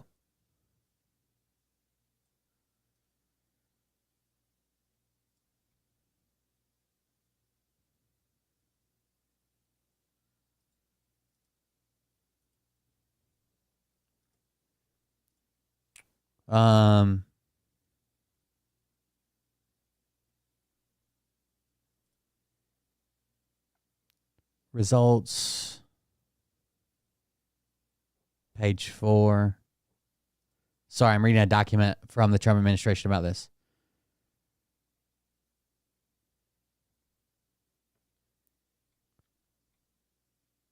In October 2017, the EBE program was created through an agreement between the SSA and the Department of Homeland Security, DHS, to assist SSA in enumerating certain applicants who lived inside the United States, apply for work authorization, and need to obtain a Social Security number. When an applicant applies for an original or replacement SSN card through the EBE, DHS collects information during the U.S. Citizenship and Immigration Services application process, Form I-765, in application for employment authorization, and electronically transmits certain data to SSA or so an SSN can be assigned or a replacement card issued. Accordingly, applying for an SSN through EBE eliminates the need for non-migrants to file an SS5, an application for a Social Security card, application for an at an SSA office. According to SSA, EBE ensures the integrity and streamliness SSA's enumeration process because the information needed to assign the SSN is collected and verified by the U.S. Citizenship and Immigration Services, the agency responsible for conferring lawful status and work authorization. The U.S. Citizenship and Immigration Services certifies identity, age, current immigration status, and authorization to work. SSA continues to issue non-citizens temporary authorized to work an SSN card with a restrictive legend, valid for work only with DHS authorization. This legend indicates the card is only valid proof of work authorization when presented with a current valid DHS employment authorization document. If a non-citizen applies for an SSN at a field office, he or she must complete an SSN application. The non-citizen must submit at least 2 documents to establish age, identity, and citizenship, lawful alien status. A field office employee reviews the documents submitted, and enters the applicant's information into SSA's Social Security number application process, SSNAP. SSNAP. Field office employees must verify current lawful alien or citizenship status with DHS before assigning an original SSN. SSNAP uses the application data submitted from the EBE, which is the program, or the field office employee to process and assign original SSNs to applicants or issue SSN replacement cards as appropriate, and mails the card to the address the applicant provided. SSA instituted internal controls to prevent non-citizens who apply and receive an SSN through EBE from then receiving another SSN through the field office. Once SSNAP receives SSN application data, applicants' information undergoes numerous automated edits. From October 1st of 2017 through March 31st of 2018, SSA assigned 82,202 original SSNs through EBE. To determine whether SSA controls prevented the assignment of multiple SSNs to non-citizens who applied for SSNs through EBE process, we performed the following. From population of 82,202 Social Security numbers assigned through EBE, we matched all this data that's blacked out. We manually reviewed applicants for those that also had. We identified only 135 non-citizens with multiple SSNs. We also reviewed the EFM's SSNAP generated with the 135 non-citizen applicants. Of the remaining 82,067 EBE Social Security numbers, we randomly selected 50 for review. We queried SSA's numerants using each applicant's name and date of birth to determine whether SSA had previously assigned them a Social Security number. We obtained 1,437 EFMs SSNAP generated, and SSA employees resolved for the audit period were period October 1st, 2017 to March 31st, 2018. From the 1,437 EFMs, we removed 8 that we examined during our manual review of the SSN application. From the remaining 1,429, we randomly selected 100 for review. For those 100 EFMs, we queried the numerant using each applicant's name and date of birth to determine whether the SSA had been assigned to him or her for a Social Security number. For the resulting potential matches, we reviewed the EBE and field office applications for additional matching identifying data. So it looks like they have already done an audit of it to make sure it was in place and we weren't just giving them out randomly. 94% of the 138 applicants had enough identifying information. SSA employees should not have issued the second SSN. It seems like they weren't using the new system. The identifying information for the remaining 8 applicants should have been prompted SSA employees to contact the individuals to resolve the discrepant information.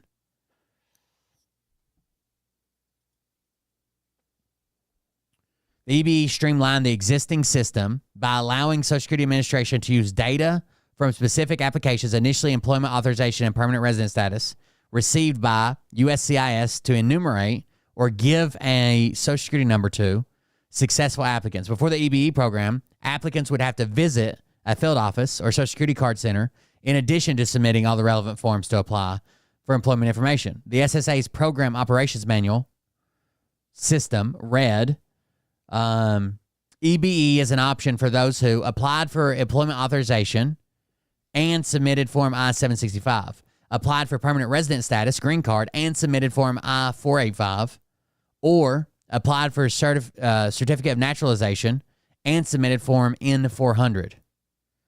The program issued 82,202 Social Security numbers from October 1st, 2017 to March 31st, 2018. October, November, December, January, February, March. In 6 months. According to the expanded chart posted, archived to X. Yeah, the only reason that the chart shows so low was because of COVID and the immigration restrictions then.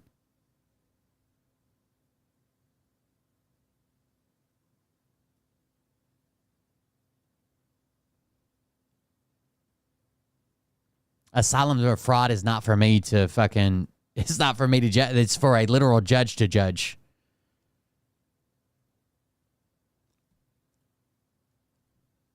So it was 350,000 on 2019, 400,000 in 2020. It was going up. COVID hit, right? And it goes to some of its lows, then it's going up again.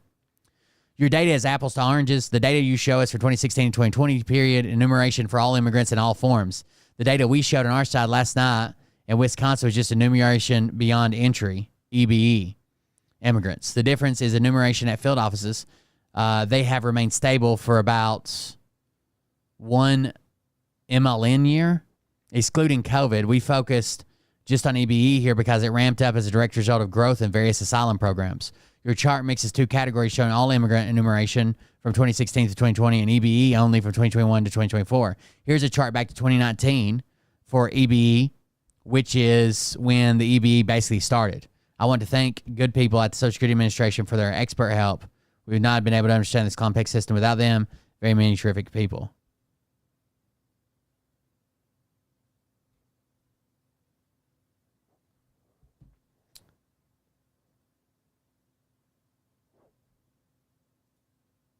Why would you go out and tell people that they were using this to vote? That's just a lie.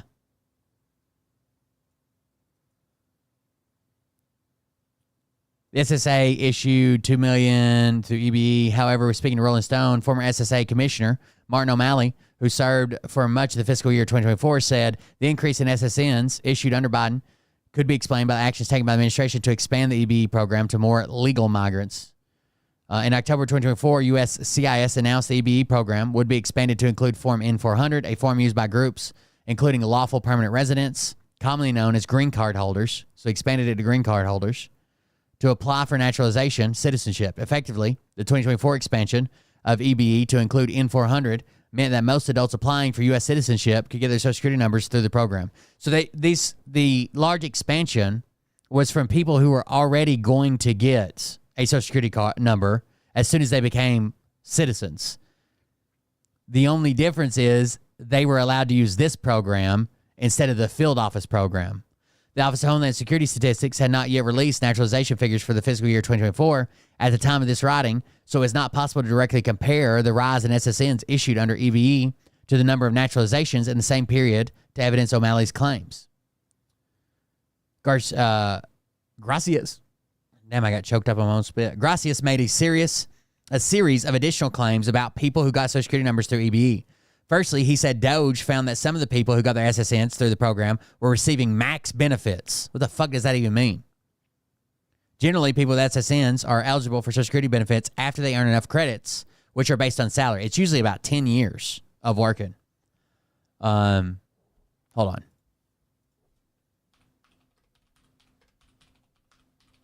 You get good year credits. We looked this up when we were talking about Burr.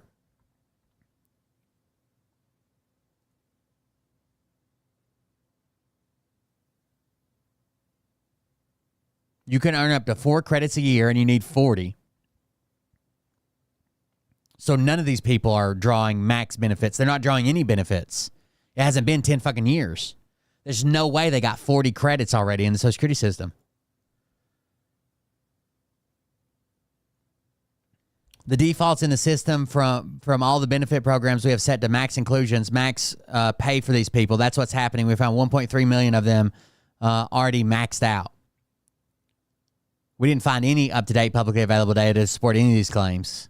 He also claimed that Doge had found names of several people who were issued Social Security number under EBE and went on to vote. It was unclear how this was possible, as non-citizens, including permanent legal residents, cannot vote without becoming U.S. citizens. A possible explanation could be that applicants who use Form N-400 to apply for naturalization and Social Security at the same time were approved to become citizens upon successful application and then voted, which is already legal. We reached out to Gracias through Doge's X account and his company, Valor Equity Partners, for further comment. There was none.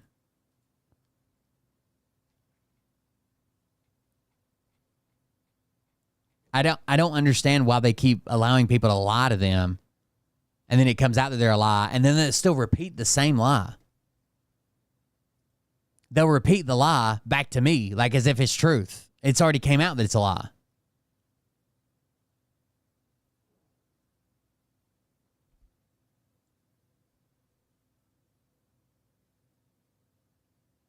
No, it was a clean bill. It was there wasn't a bill that had tons of money for Ukraine.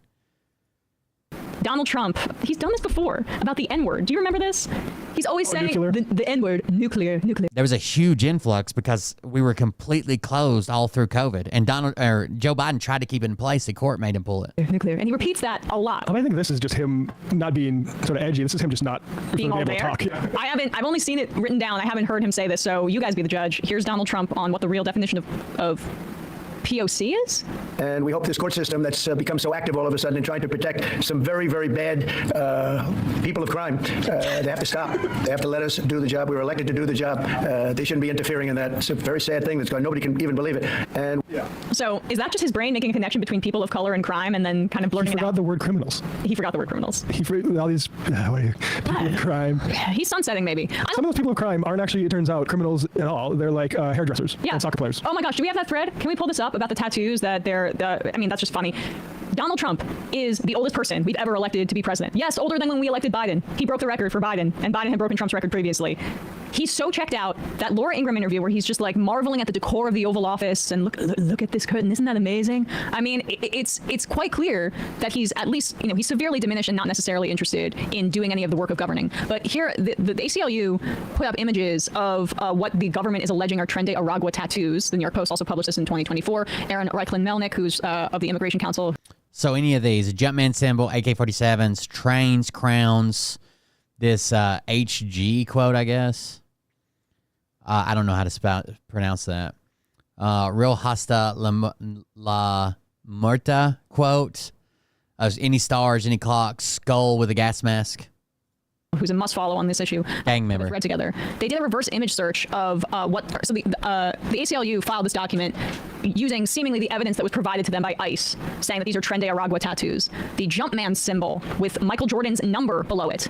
An AK-47. The star tattoo, which I think maybe the most common tattoo I've ever seen. Scroll to that because we can't. As Title 42 pandemic era rule ended at midnight on Thursday, Mayorkas, the Secretary of Homeland Security and a former Cuban refugee, issued a stern warning that would-be migrants, saying people who arrive at the border without using a lawful pathway will be presumed ineligible for asylum. In many ways, Mayorkas' statement directly contradicted some of the promises Joe Biden made as a candidate during his 2020 presidential election. Then Biden had pledged to dismantle Donald Trump's hardline immigration agenda, calling the numerous restrictions his rival enacted to shut off access to the U.S. system cruel.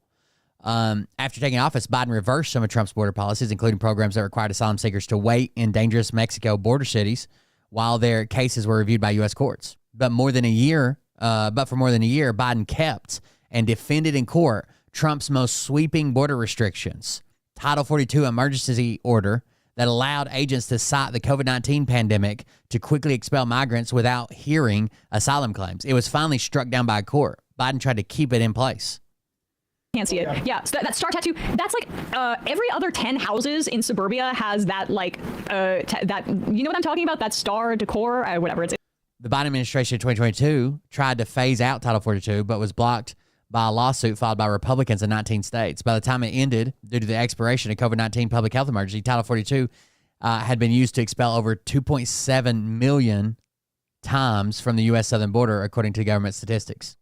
But Biden is now replacing Title 42 with an arguably tougher, more restrictive policy. His administration on Friday started implementing a rule barring migrants from asylum if they don't request refugee status in another country before entering the U.S.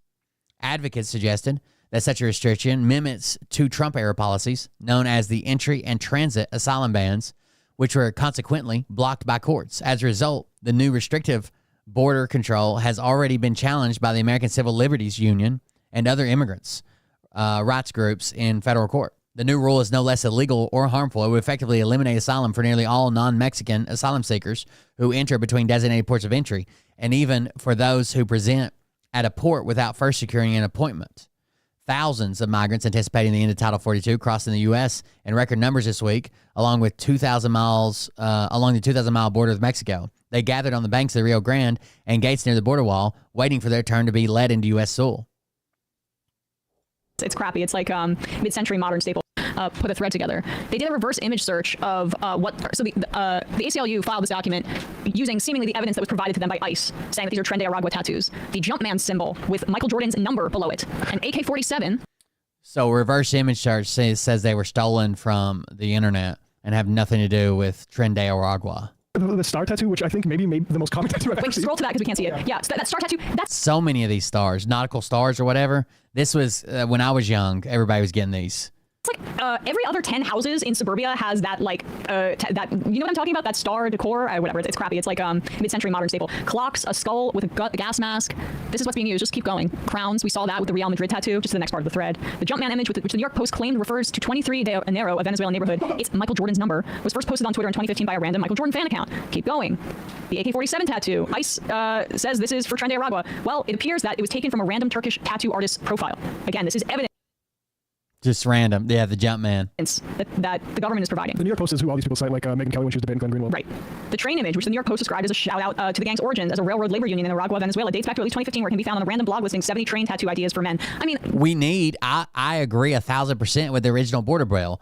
If you're worried about people abusing the asylum system, then we need those fucking judges who can adjudicate these cases and say, hey, you're bullshit. This isn't asylum. Get the fuck out of here. Or this is a valid asylum. You come on in. But then we have to have an administration that fucking listens to it instead of deporting people that are here as asylum seekers. We can go on and on and on here.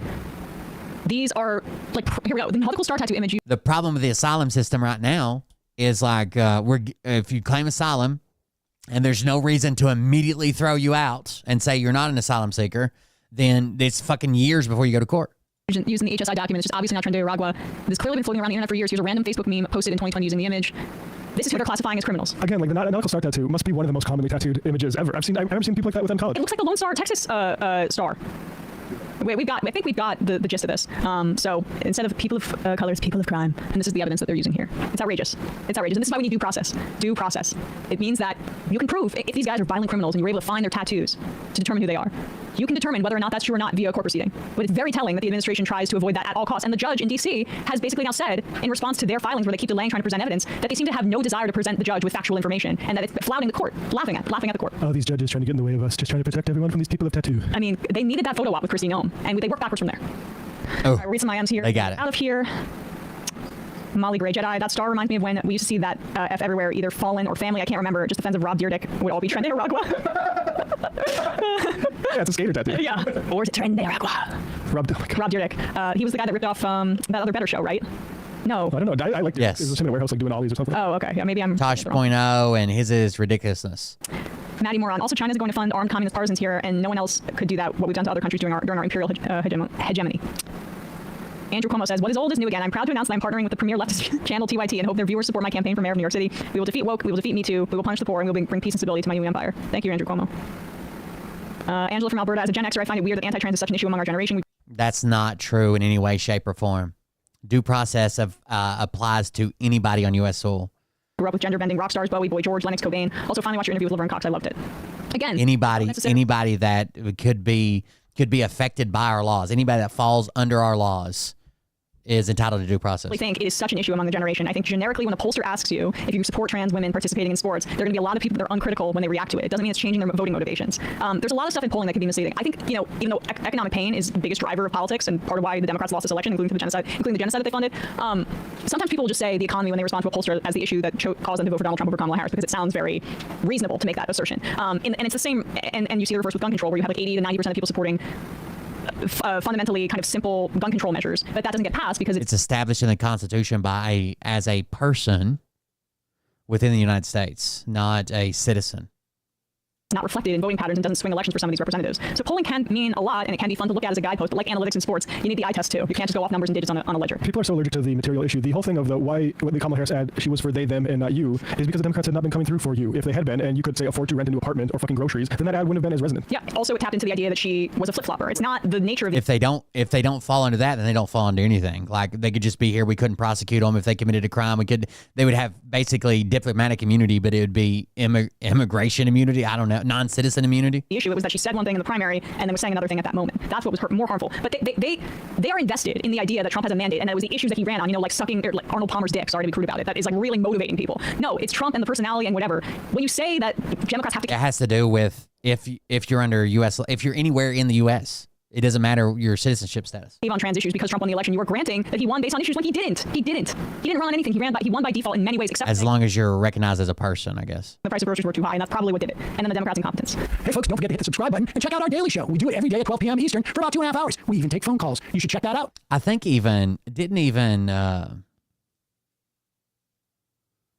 Ben Shapiro kind of freaked out over the tariffs.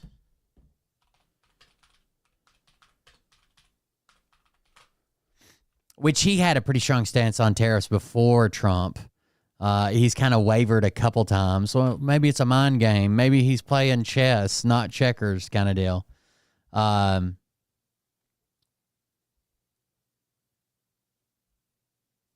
Yesterday, President Trump declared that it was, in fact, Liberation Day. His giant tariff policy that he just dropped on the market unilaterally, probably unconstitutionally. Trump's reciprocal tariffs impose hundreds of billions of dollars in new taxes on Americans, be the largest tax increase since the Revenue Act of 1968.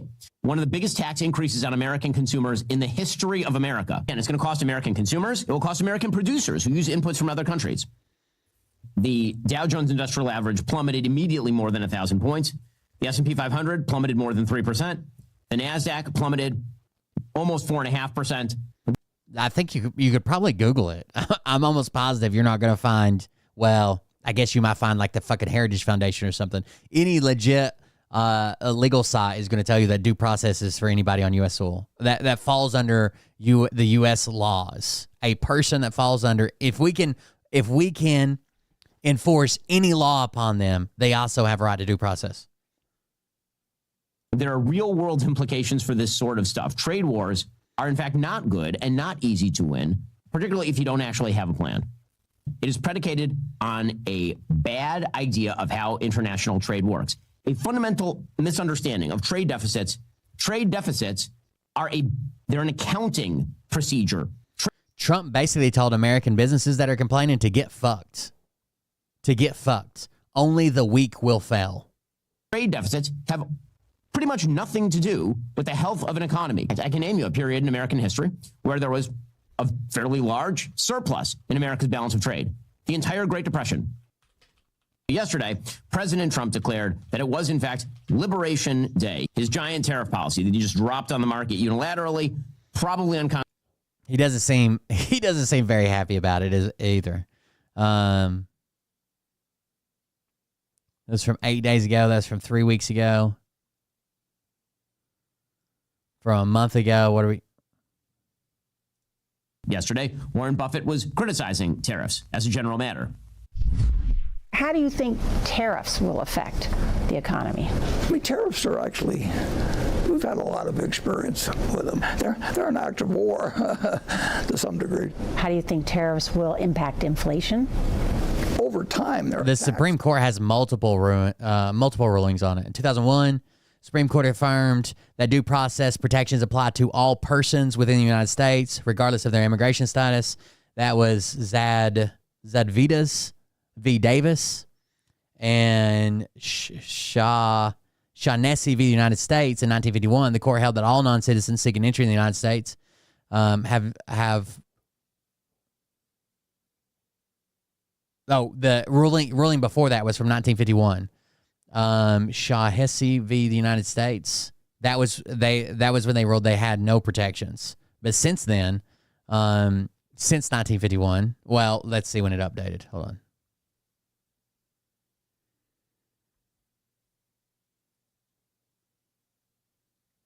Supreme Court ruled that detention, this is Zadvidas v. Davis. The Supreme Court ruled that detention of an alien for up to 6 months after removal order is presumptively reasonable, but the government must provide evidence to rebut the alien's claim that there's no significant likelihood of removal is reasonably foreseeable in the future of that period. Where's the opinion?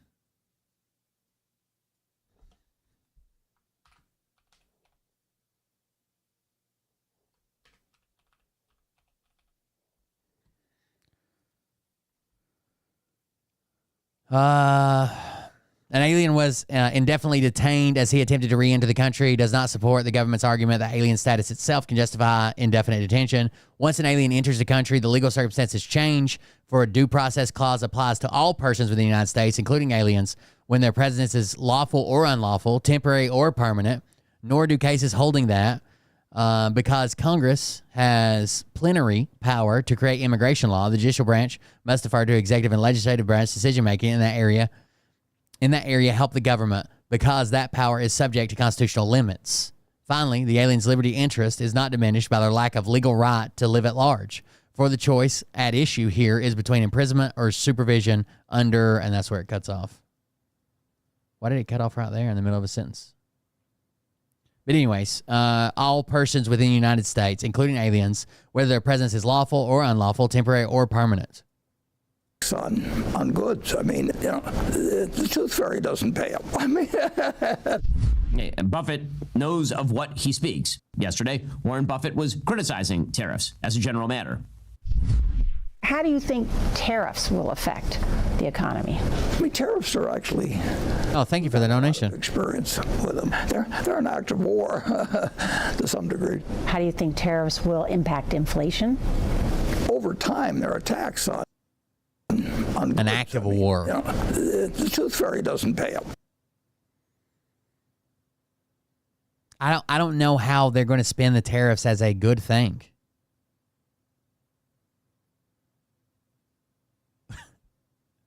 I don't even know how they're spinning, how they got there, why they presented it as this is the tariff that our country has against us, or this country has against us, when in reality that wasn't even close to true. Did you guys see Walter Masterson went on, where is it? A podcast. Have you guys seen this?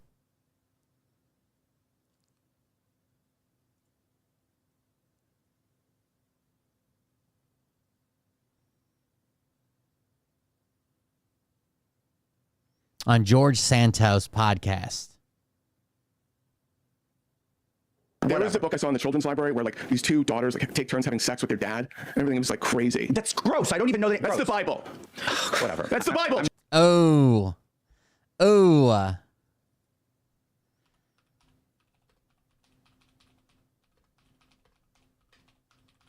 Ooh. Got him there. I'm not gonna. It's the Bible.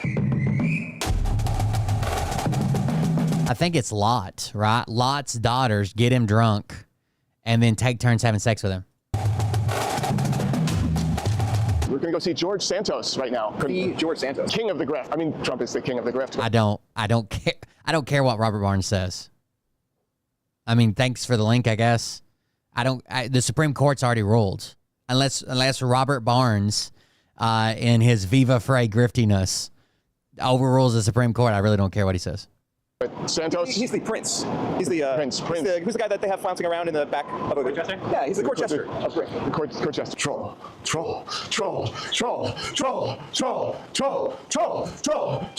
Jordan Peterson. Jordan Peterson. Well, the smartest man alive. Are you gonna go out there? I'm gonna say some smart stuff about communism, okay? And you're gonna change minds. You're gonna change minds. Communism, right. Where's communism? Good or bad today? I mean, Venezuela. Fuck. Okay, damn it. Don't talk about Venezuela. Yeah. How we doing? Feeling good. Okay. Hello, how are you? Maximilian, how are you? How you doing? Yeah. I'm here. This is Robert Barnes is a super pro-Trump guy. That's how he's became famous off of it.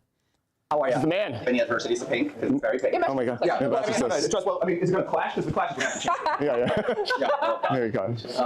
Hey. Remember, poor people bad, poor people bad, poor people bad. Poor people bad. Right. It's like a skinny straw. I think I'm gonna take my tea on stage. Okay. Jordan Peterson. Jordan Peterson. Jordan Peterson. Jordan Peterson. Jordan Peterson. Jordan Peterson. Jordan Peterson. Jordan Peterson. Okay, that's good. Okay. Right.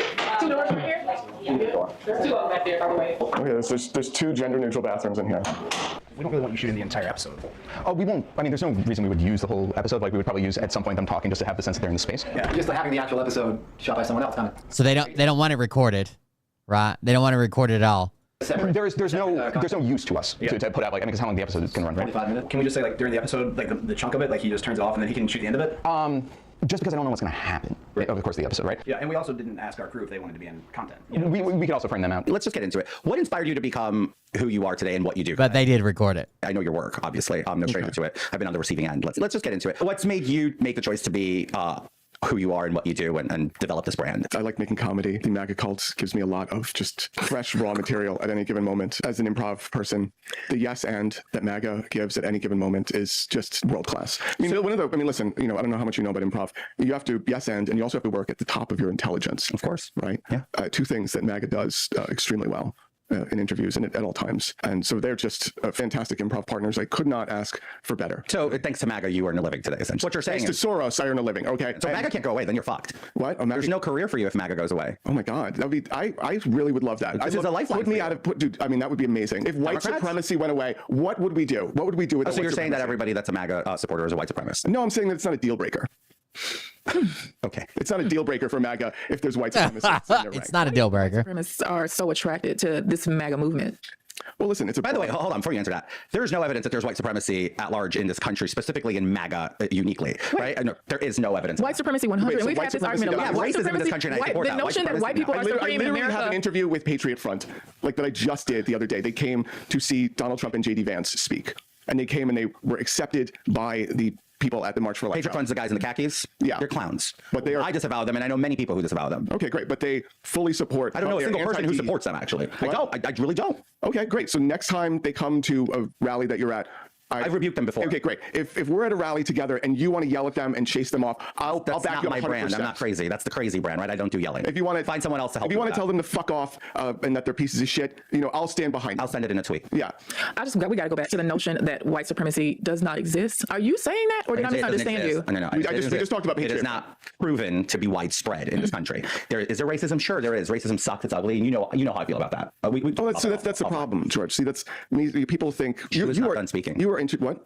She wasn't done speaking. But we're into a conservative podcast. We're talking over conservative women. podcast, actually. We're talking over women. It's an echo. It's an open, non-echo. It's not a conservative podcast. Sorry, you can finish. Actually, you were making your point about how you He's throwing this out. We're talking. I just said to you, I acknowledge who racism exists, and I acknowledge that, and I think it's a bad thing. I just don't believe there's white supremacy at large, or white supremacy is the heart of MAGA. I think that's disingenuous, and that's a media spin. And by the way, it's the same media spin that led Democrats to lose the election. Hillary Clinton used to say that we should deport every single immigrant and that they're dangerous and violent, and this was in 2008. Yeah, and Hillary Clinton. Do you think we should deport every single immigrant, and are they all dangerous and violent? Do I look like a Hillary stan to you? Do you believe every immigrant is dangerous and violent? No.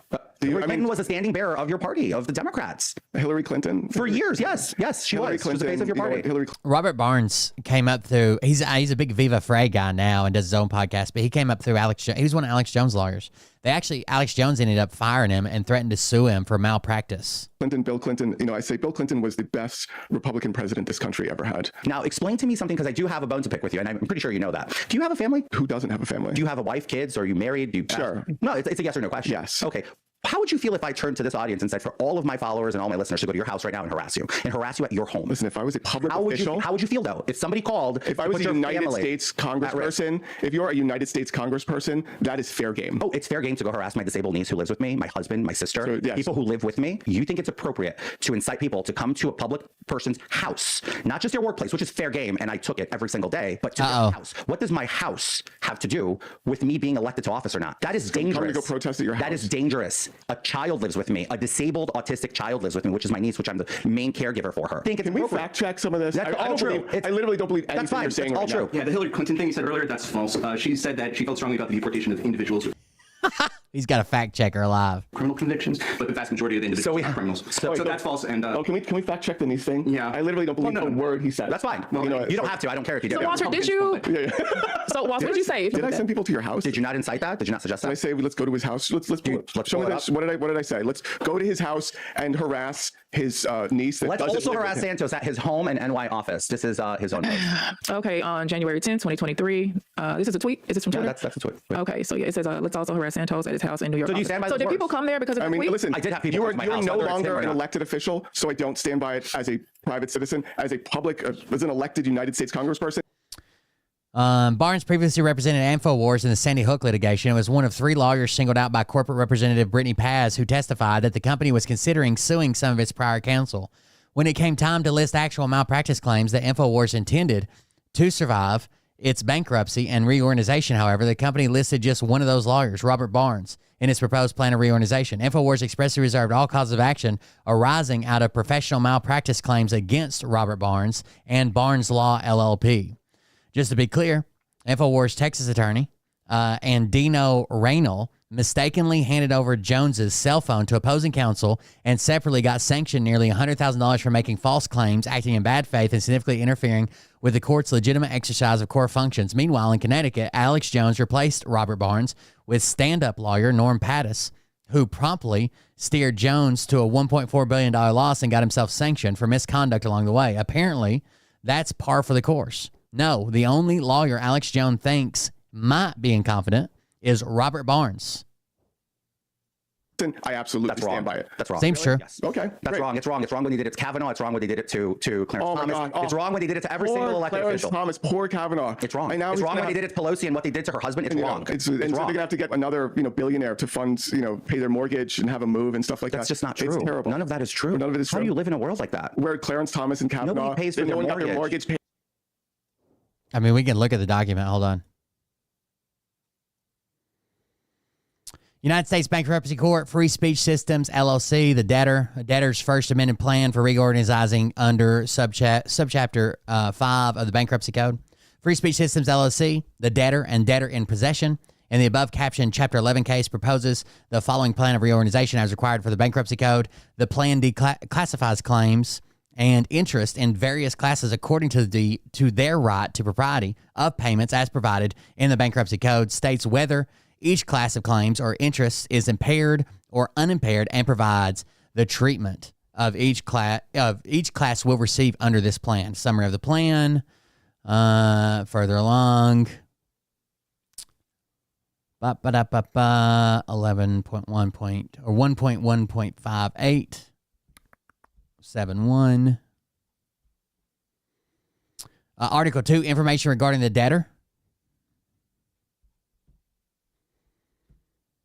Liquidation analysis, description of assets, protection of disposable income, classification of claims and interests. Listen, I'm going to be honest with you. Thank you for the raid. I'm kind of retarded. We'll get there in just a second. Thank you very much for the raid, Andrew Shaman. I appreciate it. With 23 viewers. Thank you, guys.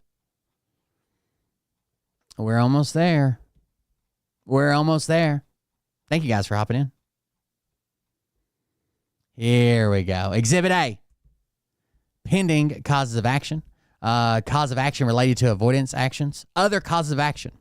All causes of action which the debtor has based in whole or in part upon the contracts which the debtor has any rights against or counterparty to contract with the debtor for overpayments, back charges, duplicate payments, improper holdbacks, deposits, warranties, guarantees, indemnities, recoupment, or set-off.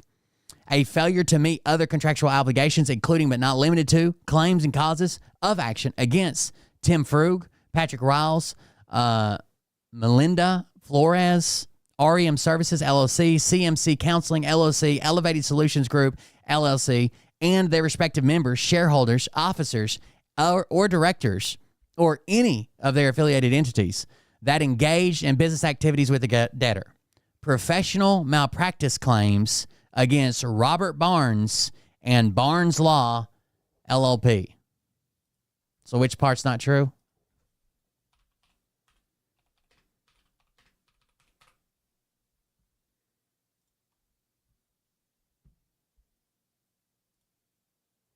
You want to see who Barnes Law, LLP is? Did that help you? It's Robert Barnes.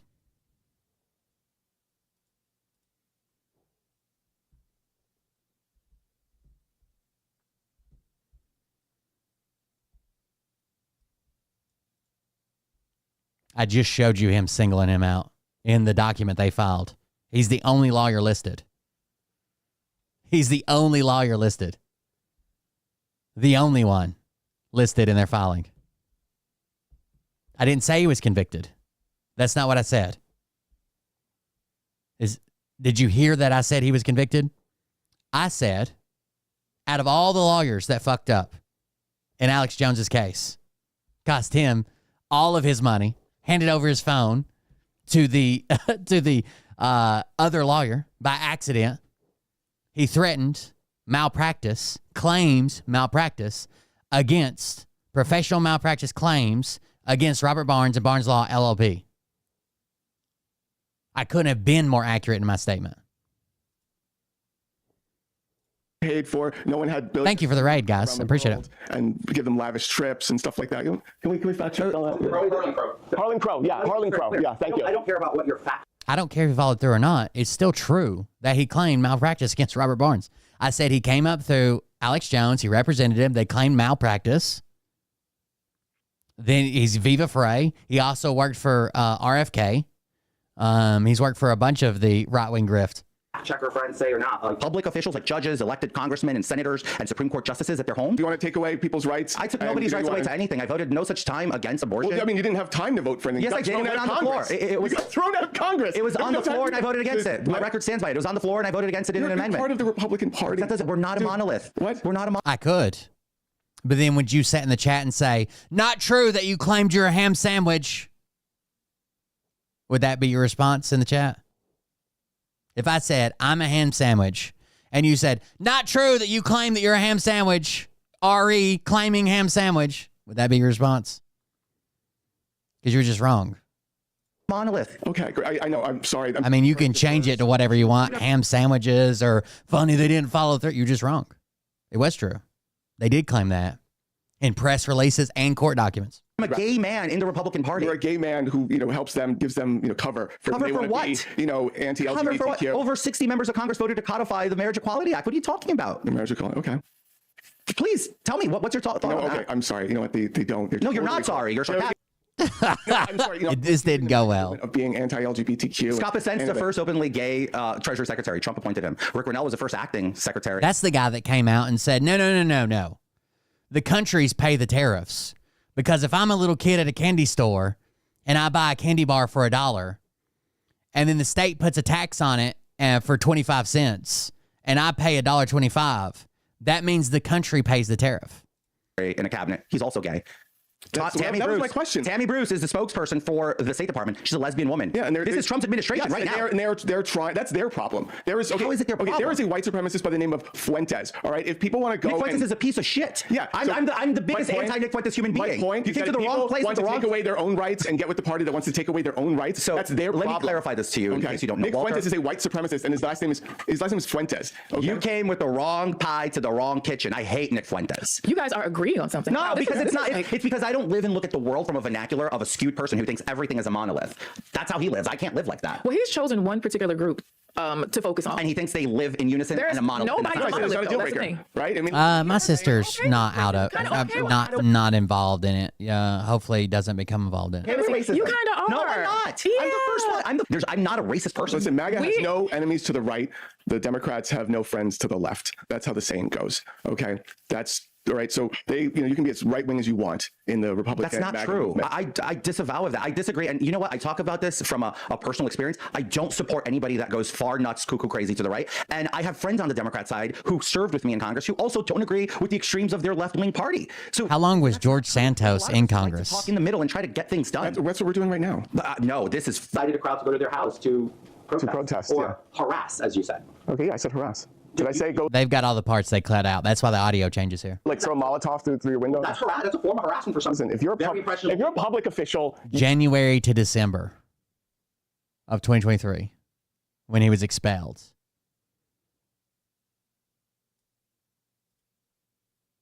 You know what? That is par for the course. If you're a public official, you know what? He runs this podcast trying to get views now. And he has controversial people on because he knows that Walter Madison will bring views because he owes a lot of people a lot of money.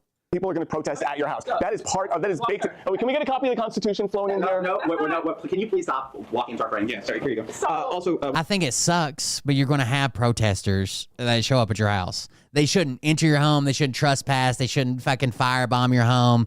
They shouldn't fucking attack anybody. But you're probably going to have fucking protesters that show up at your house. The judge he mentioned was murdered by a right-wing extremist. Her son was an anti-feminist right-wing guy. Pelosi attacked by an extreme right-winger. As a matter of fact, every example of political violence by the right wing. Okay, no, thank you. I'm sorry. What were we saying? Is there anything else that makes you tick? Can you share something that we can humanize you with, maybe? Okay, kind of a boring guy. I mean, yeah, I know he didn't finish a full term. He was like in and out, and he lied about stupid shit, dude. About stupid shit. I'm on the left. I'm not okay with firebombing, but Muay Thai. Oh, that's cool. Yeah. Okay. Got into Muay Thai. Oh, stay safe, Marita. After I started doing this stuff. Figured, of course. Figured it might be helpful. Have you ever had to use the skills out there on the street? Because you come across some interesting characters. I kind of want to have a clean record of nonviolence. Yeah. That's good. Not, if you look at every video, there's not one video where my hands go above my waist. I'm never threatening anyone, physically. It's just all like, you're exercising your freedom of speech. I'm exercising mine. Of course, because we're practicing a wonderful democracy. And I think it's great because why would you get your hands dirty when all you do is tweet for people to go do your dirty job for you, right? For the record, George Santos understands stochastic terrorism. Is that the takeaway? Okay, you can say whatever you want. Okay, so it's not a question; it's a statement. George Santos understands stochastic terrorism. I think we should talk so much about that. That's great. If you can, denounce stochastic terrorism, there's a lot. Barone, for the people that are listening or watching that don't know the exact definition, could you pull it up? Yep, stochastic terrorism is a from political rhetoric. Form of political violence instigated by hostile public rhetoric directed at a group or an individual. If you want to insult the Democratic Party, I really want you to know that I'm fucking into that. Good. If you see what Hakeem Jeffries did today? I really want us to hate them for the same reasons, not because of this gender neutral bathroom nonsense that you're pushing. No, you say nonsense. I say it's a problem. I think you have 2 gender neutral bathrooms in your studio. You only have gender neutral bathrooms. We're all working adults here. I came in, I went to use the bathroom, and I was like, wait, both bathrooms are gender neutral. And they're not even marked. There's no man, woman. It's just they're both non-binary. Okay, George Santos has 2 non-binary gender neutral bathrooms unmarked in his fucking studio. Were you confused with the dorks? Oh my God, yeah. I went to go into the bathroom. What did you do? I was so confused about my sexuality in the moment. I was like, oh my God, what do I do? There's a bathroom. There's not a sign on it. There's not a man, woman. What do I do with this thing I had at birth? I'm gonna cut it off. So Walter, has anybody ever left you speechless? I follow you on TikTok and I watch a lot of the interviews, the street style interviews, and you're owning these people. But have you ever come across anybody that's just left you literally? Where I have no words. Yes. Where they just shock me into oblivion. Yes. Most conversations kind of shock me. Okay. I'm shocked when I meet someone that's LGBTQ who owes all the rights they have from progressives fighting for them for decades. Oh no. And then they walk away. Oh no. I'm going to join the movement that wants to roll these rights back. I am shocked and amazed every time. What's your theory behind why groups of people do that? Why? Well, historically, people are always attracted to the power centers. So there's always people like George Santos. Right? There's always people like him. Well, what's like him? Can you define like George Santos? It's like, well, let me get closer, and for whatever. I'm not going to talk about your motivations, whether it's grift or access to power, and let me get closer to the. It gets really heated the times they talk about him lying about where his mom died. People that want to take away or how his mom died. Wholesale. As a Latino, LGBTQ person. Let me get closer to the people that are against both of those things simultaneously. How thick are you? You're thick. Yeah. You're fucking thick. Dude, You're thick. You know why? I just spent, since 2015 to now, 10 years. You're a champion. 10 years being called grifter, racist, a threat to democracy, enemies within. These are all things. These are all things. What else? Let me finish my point. Lied about being Jewish. Lied about when your mother died. I never did that. No, we're talking about. Ooh. For some reason, this motherfucker posted that his mom died in 9/11. They can't even, and then he tried to walk it back and say, oh, well, she was in the ash cloud at 9/11 and got a bunch of effects from that, but she never sought any treatment or any of the funding because she didn't feel like she deserved it or other people deserved it more. And then he just made a bunch of weird claims about how his mom died. About the things you've been called the last 10 years. No, we're not done. So it's you lied about when your mother died. You lied about when school you went to. Your mom died on 9/11, and then when else did his mom die? 2 separate days. I can't do this because first of all, this is disrespectful. It's my mother you're talking about. I never said my mom died on 9/11. Check your fucking self. You're just listening to headlines and bullshit of people taking shit out of context. Okay. Now, if you want this interview to continue, you take my mother's fucking name out of your fucking mouth, and then we'll continue this fucking interview. But if you don't, then we're gonna have a real fucking problem. So let's do that, and let me finish my fucking point. I'm not the one who lied about when your mother. Did I lie about when your mother died?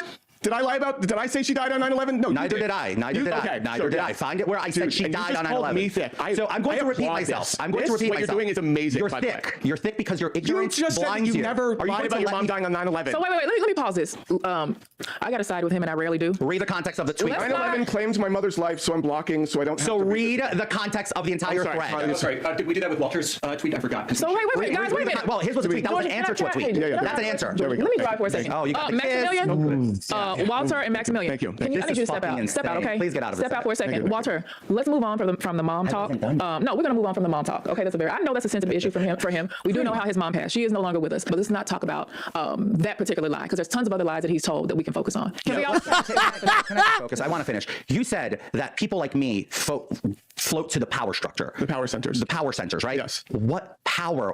It was a net negative. Do you know how much easier? Do you know how much easier my life would be if I conformed and was a Democrat? Do you know how easy I'd have it? Do you know how easy it is to be a gay man and be a Democrat? Nobody questions you. Wait, you're saying it's easy to be a gay man and a Democrat. Gay Latino man. As long as you're a Democrat, it's just so much easier. Oh my God. It was so much easier coming out gay than it was coming out conservative. There you go. Born conservative, is that it? I was conservative since so you're saying being conservative was 4. So wait, being gay, that's not a choice. You're born gay. You're also born conservative. No, we're not born conservative or liberal. We're born gay. Oh, God. Okay, but I'm trying to piece things. Look, I get your style, and I know something here. Like, it's cool. I'll give you the win. Take whatever you want. Edit this, blotch it up, splice it up. I'm so fucking used to it, and it's so boring to me. Like, whatever you think you're doing here and creating for your camera is so overdone. It's been done. Being a gay conservative influencer is like, there's shmoney's in that. Dave Rubin, Ben Shapiro. Yes. I mean, Dave Rubin and Ben Shapiro gay? Wait, what? Did you just? He named Ben Shapiro. Call them gay? Wait, I'm sorry. I was talking about gay conservative influencers. And then you started naming Dave Rubin and Shapiro. Like, wait. Where did this shit from? Wait, who? I'm sorry. Maybe I'm miss. Can we fact check who the top 5 conservative gay influencers are? He's married to a man. Who? Dave Rubin. Dave Rubin he's married. Yeah, So Shapiro? You looking for the Republicans? Yeah. Okay. All right. So. No, Shapiro's not out. Shapiro. Okay, yes. I'm sorry, Shapiro. Listen. You know what? Did you guys just out him? No. I literally know Pete Sues the shit out of you. Listen, I don't. Listen, Ben Shapiro. Ben Shapiro. Okay, listen. As a member of. It's liable. You know, I understand people in the LGBTQ community don't want to be outed. Not gay. Yes. No. Yeah. Not gay. Listen, for the record, Ben Shapiro is not gay. He's not gay at all. All right. Forget I ever said that. Okay. And don't ever just out someone in the gay community. You know what? I apologize for that. I'm sorry. Let's move on. So then you mentioned something. You said as soon as you could remember, you could choose the side you chose conservative. What were your life experiences? Because I think that's what helps us. He's not out yet. Okay, guys. Life experiences. What happened? It's a nurture. Yeah. Is it environmental? Is it nature? I come from a conservative family. Sure. I don't believe in banning abortion. I don't believe in banning gay rights. I don't believe in banning interracial marriages. I don't believe in overturning none of our statutes that we have of protections for people to have equitable and equal lives in this country. What I disagree with is doing anything that I believe could be harmful to the development of children. I'll give you an example. Have you ever encountered a book called Genderqueer? I'm just asking. The book called Genderqueer? Yeah. I know about.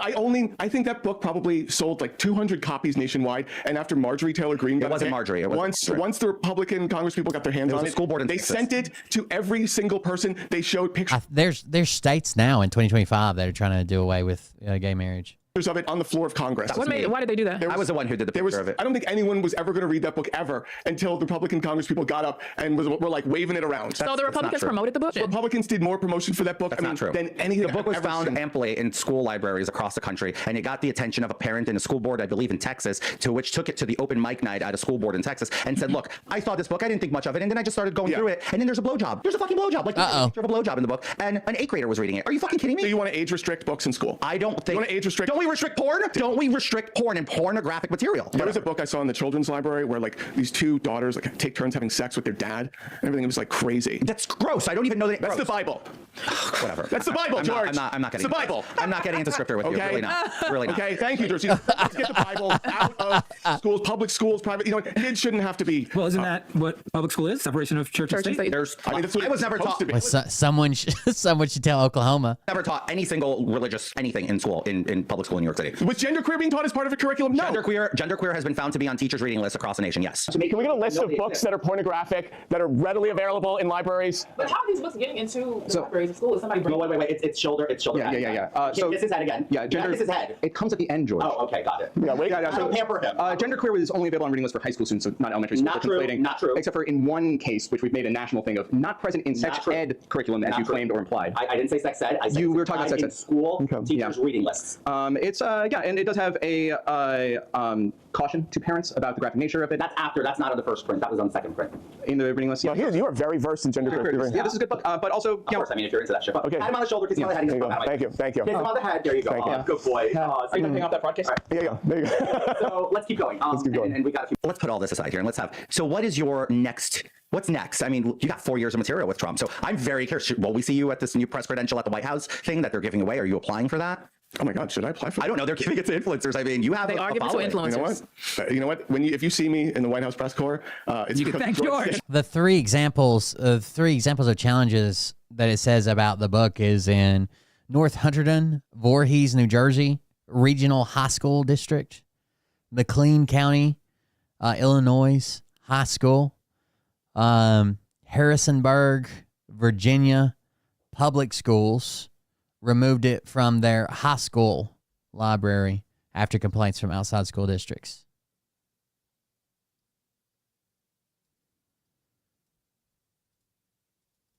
I remember when it was a big deal on the news. Oh God! Whoa. Fake news. That is publicly offered available information. Okay. I'm asking, are you apply it? So are we going to see you in the halls of Congress like we famously have seen you like trolling members of Congress before? Matt Gaetz. Yeah, he's no longer in Congress, though, so you lost a lot of material. Yeah.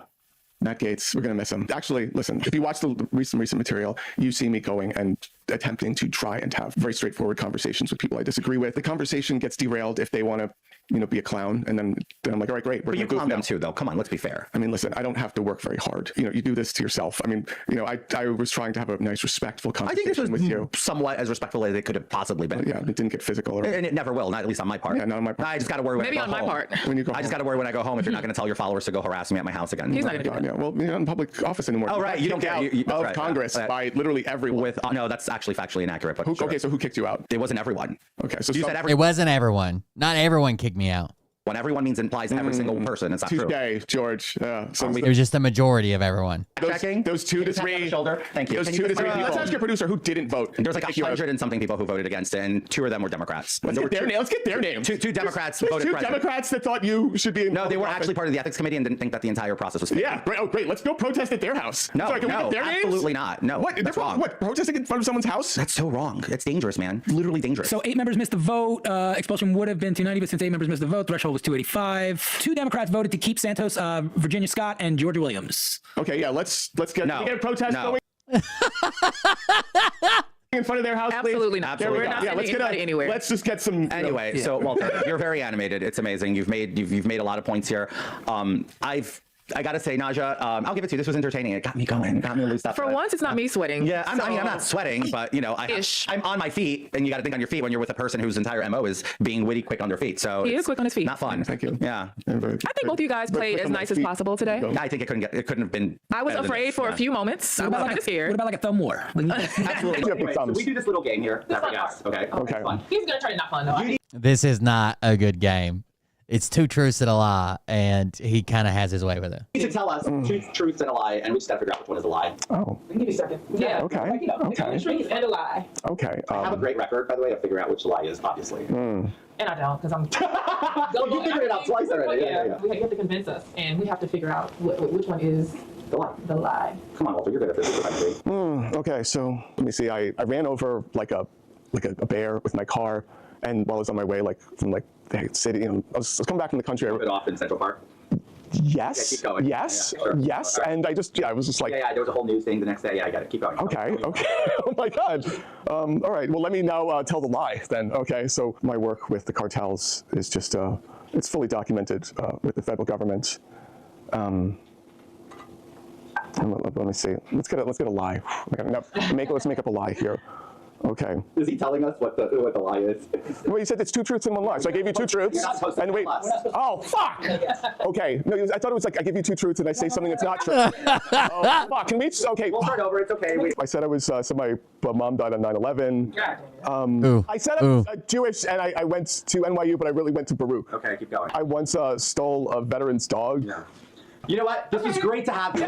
Ooh. You, Walter. We're definitely getting it out of you because you want to waste our time, but we have been.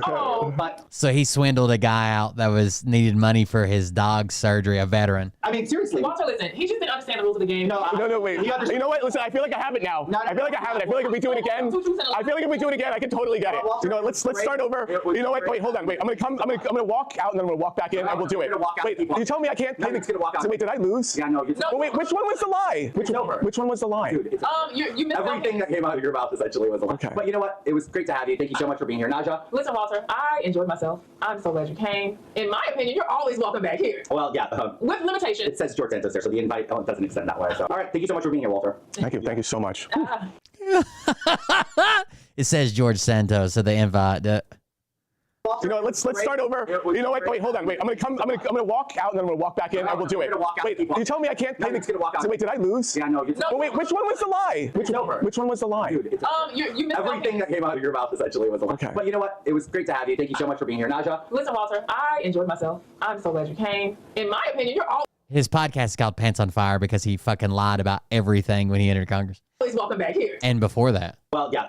With limitations. It says George Santos there, so the invite doesn't extend that way. So, all right. Thank you so much for being here, Walter. Thank you. Wait, I read back when that was a deal. It was like one of the chapters was on like the online social scene and where to meet people that were also gay, but it also talked about the dangers of the online sphere. No? How dangerous it can be, and you don't know the people on the other end, and you got to be careful about it. Thank you so much. Well, yeah.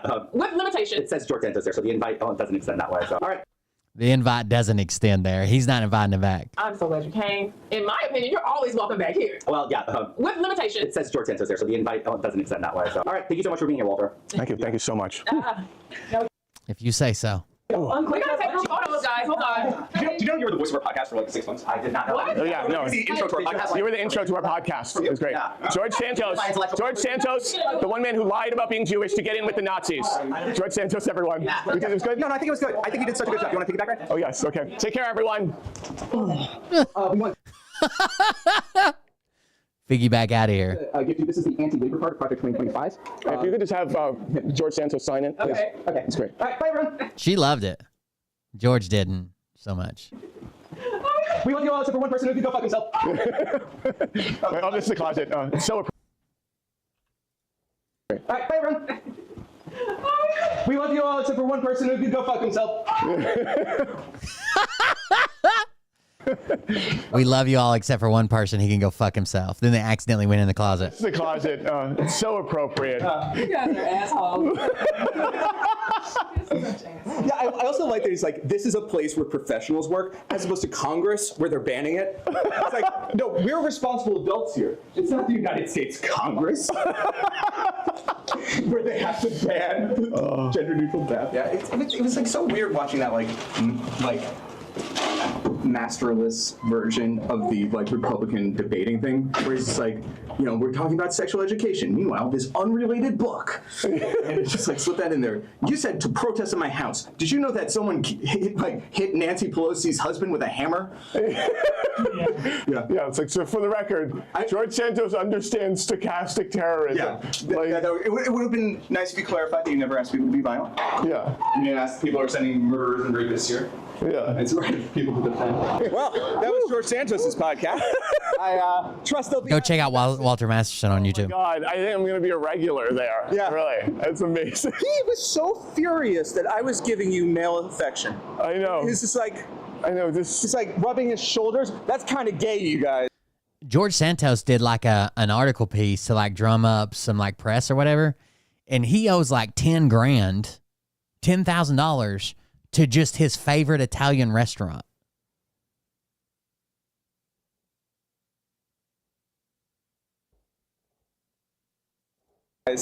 Yeah. Oh my God. Don't you think it would have been easier if I was gay and Latino in Democratic circles versus the Republican ones? I was like, you're so close to the point. So close. I was like, you're so close to the point. Yeah, just the debating style of just almost got it. Introducing a subject. Now, let's talk about something related but incendiary. Yeah. Did I say groomer? I never said. That's not true about Barnes and Alex Jones. Groomer. What I said is teachers. You got me there. It's exactly true. Sexualizing them using gay materials in books. Did I say the word groomer? I just said that our children are in danger of the woke the woke mind virus.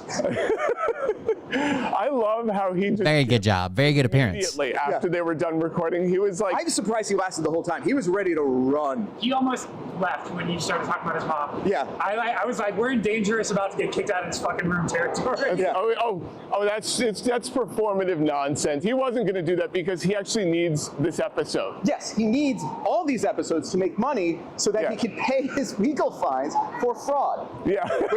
Did you like that? I threw the question in. Yeah, and also in Two Truths and a Lie, I was like, Two Truths and a Lie. Oh yeah.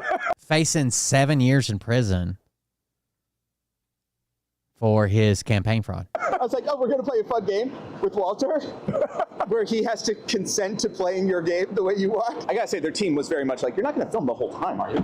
Yeah, and we're like, yes, we are. Oh, no, I was very much like, listen, we're probably not even going to use the audio once the show starts. But listen, the best part is while you were talking to them, I was filming just your shoes in the conference room because that's all I could see. Because I was like, oh, I know Max has the audio for this. This is going to be fucking perfect. That was when they were telling him he couldn't record or shouldn't record. Thank you for tuning in. Over and out. Catch you later. Oh, I wonder what the tariff update is. You know, I got to. I like Walter Masterson. He's funny. And I'm wrong. I was totally wrong about Trump. It's probably the biggest thing I've been wrong about with regards to Trump. I mistakenly thought that Trump was going to ride the wave of Biden's accomplishments. The economy was on its way to getting better. Things were naturally picking back up after the devastating effects of COVID, a global pandemic. Biden had made long-term strides to getting the economy back on track. And I thought Trump was going to ride that wave. I was actually mad. I'm like, oh, all he's going to do is ride the wave. Nope. He is going to. Dude, I swear, George Santos has put on like 200 pounds. It's insane looking. If you go look at his congressional photo, hold on. This is his congressional photo, his official photo. That person we just saw would eat this person as an average meal. Going to wreck it all by himself. Oh my God. So Trump announced his tariffs the other day, and they are unilateral. They are not aimed at one, but they're aimed at every single country. Allies, non-allies. Any relationships we had with allied countries, he's like screw you, asshole. He even announced a trade war with Israel. I don't know about you, but I really want to see how that one plays out. I want to see him be like, yeah, you know what, Israel, you've had it too good. 2 uninhabited islands. For too long. You have Republican lawmakers working behind the scenes to claw back a lot of these tariffs. He's definitely stressed. That's true. Stress eating. You have a lot of farmers. Farmers overwhelmingly voted for Trump, and they are trying to claw back the tariffs. And everyone's attitude is, bro, you've literally voted for this. You voted for tariffs. You voted for mass deportations. You voted for all of this. You don't get to be like, hey, tariffs, that's nice, but for the other people, not for us. I mean, that's explicitly what we voted for. Like, for instance, soybeans. I didn't know this before yesterday. Soybeans. The United States exports 52.4 metric tons of soybeans every year to other countries. $12.7 billion of those soybeans goes to China. Good luck with that, bro. Good luck with that. $2.26 billion of auto and auto parts go to Asian countries. China, Japan, and South Korea. Huge market for the U.S. auto industry. I don't really care for Buick. It hasn't really been on my radar. Chinese people actually love Buick. They have a partnership over there. They're not really exporting Buicks because Buick has a factory there and they make Buicks. People like it over there. Someone can explain that to me. Last year, Buick sold 400,000 units in China. The sales of Buick have been in decline over the last 8 years, not because of tariffs, but because of really insane competition from Chinese automakers. You look at all these influencers that review cars. They're like, oh, I don't know, bro. Like, damn, these Chinese cars are actually kind of dope. Yeah, they have been reviewing a shit ton. I've seen a bunch of them, and then the reviewer always says, but it's made in China, so you can't get that here in the U.S.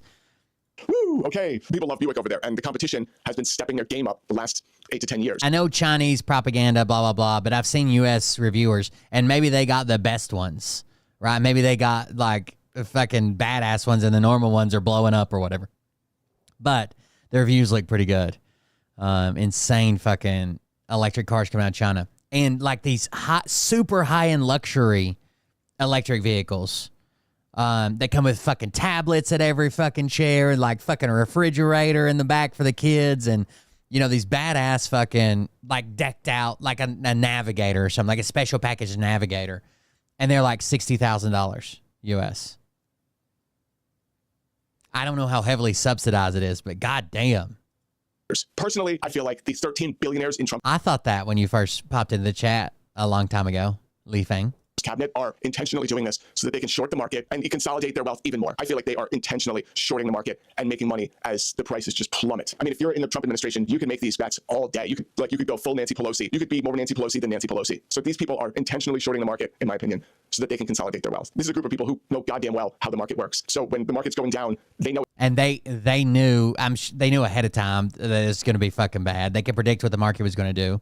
I would say they fucking sold off a bunch of shit, got all their cash ready, especially after Elon's been crying about how much he's losing, right?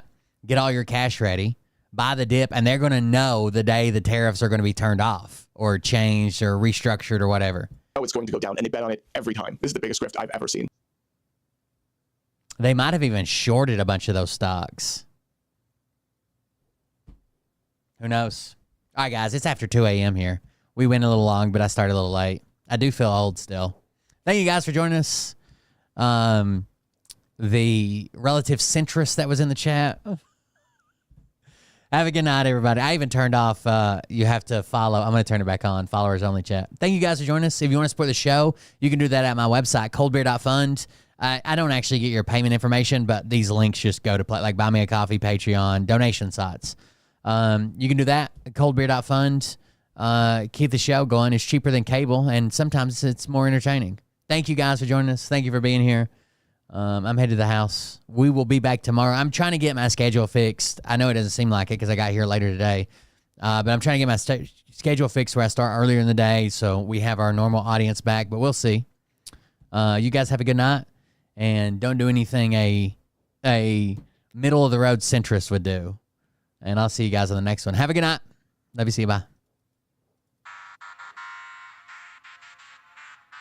But I can tell you this about if this douchebag happens to see this particular show, you don't have the forking balls to call out the people on this planet by name and tell them exactly who they are and tell them the rest of the world who they are. You don't have the forking balls. You don't have the balls. I usually have follower-only chat on because that helps me build followers, but I keep it on 0 minutes. You just have to follow. You don't have to follow for like 5 minutes. It's just, you just have to click the follow button and you can chat. You know that stage is set. You better buckle up. We got 2 rates tonight. Thank you for those, by the way. I don't know you guys, but even if I don't agree with you politically, if I have a chance to raid you back, I will. Get lit, get the place in them bets. You know that stage is set. You better buckle up, cause you ain't seen none yet. And they say that I'm a lunatic. Well, listen, bitch, I came equipped with a quick wit and a 6th sense for the stupid shit. Where my true believer? Y'all need Jesus. Praise the Lord, head to the extreme. All these false fucking prophets who profit off of gossip. Worshipping drums, cocking, begging for a throat deposit. Swinging fucking meat hammers like Thor in a thong. He's strapped to the shaft, eating his chest like he's King Kong. Starving for attention, I'ma make your gut burn. Andrew Shaman looks like an amazing fucking person. I just clicked on his link. Holy shit. What's next? Trump in a dress, fucking Flynn on his desk. A retard in a vest, climbing up 5G towers cause you told. Drugs, intoxication, excessive tobacco use, significant profanity or vulgarity. I love your channel. Get the place in them bets, you know that stage is set. You better buckle up, cause you ain't seen none yet. Here we go, I think I started some shit. Piss him off, it's about to get lit. Oh, yeah. Them bets, you know that stage is set. You better I'll definitely be sending a raid that way. This guy looks amazing. find clues too when I was high on shrooms. Look at this guy. Found myself a tunnel that led to Jason Q's bedroom. Open his closet, I found some of his meat rockets. I strapped them to my shoes and then I flew through the roof. I found myself in orbit strapped to an F-16. But it's 1, 2, 3 strokes, you're out at the all-time shot. This is right up my alley, baby. Thank you very much. All right, guys, I'm out. Have a good night. Here we go, I think I started some shit. Piss them off, it's about to get lit.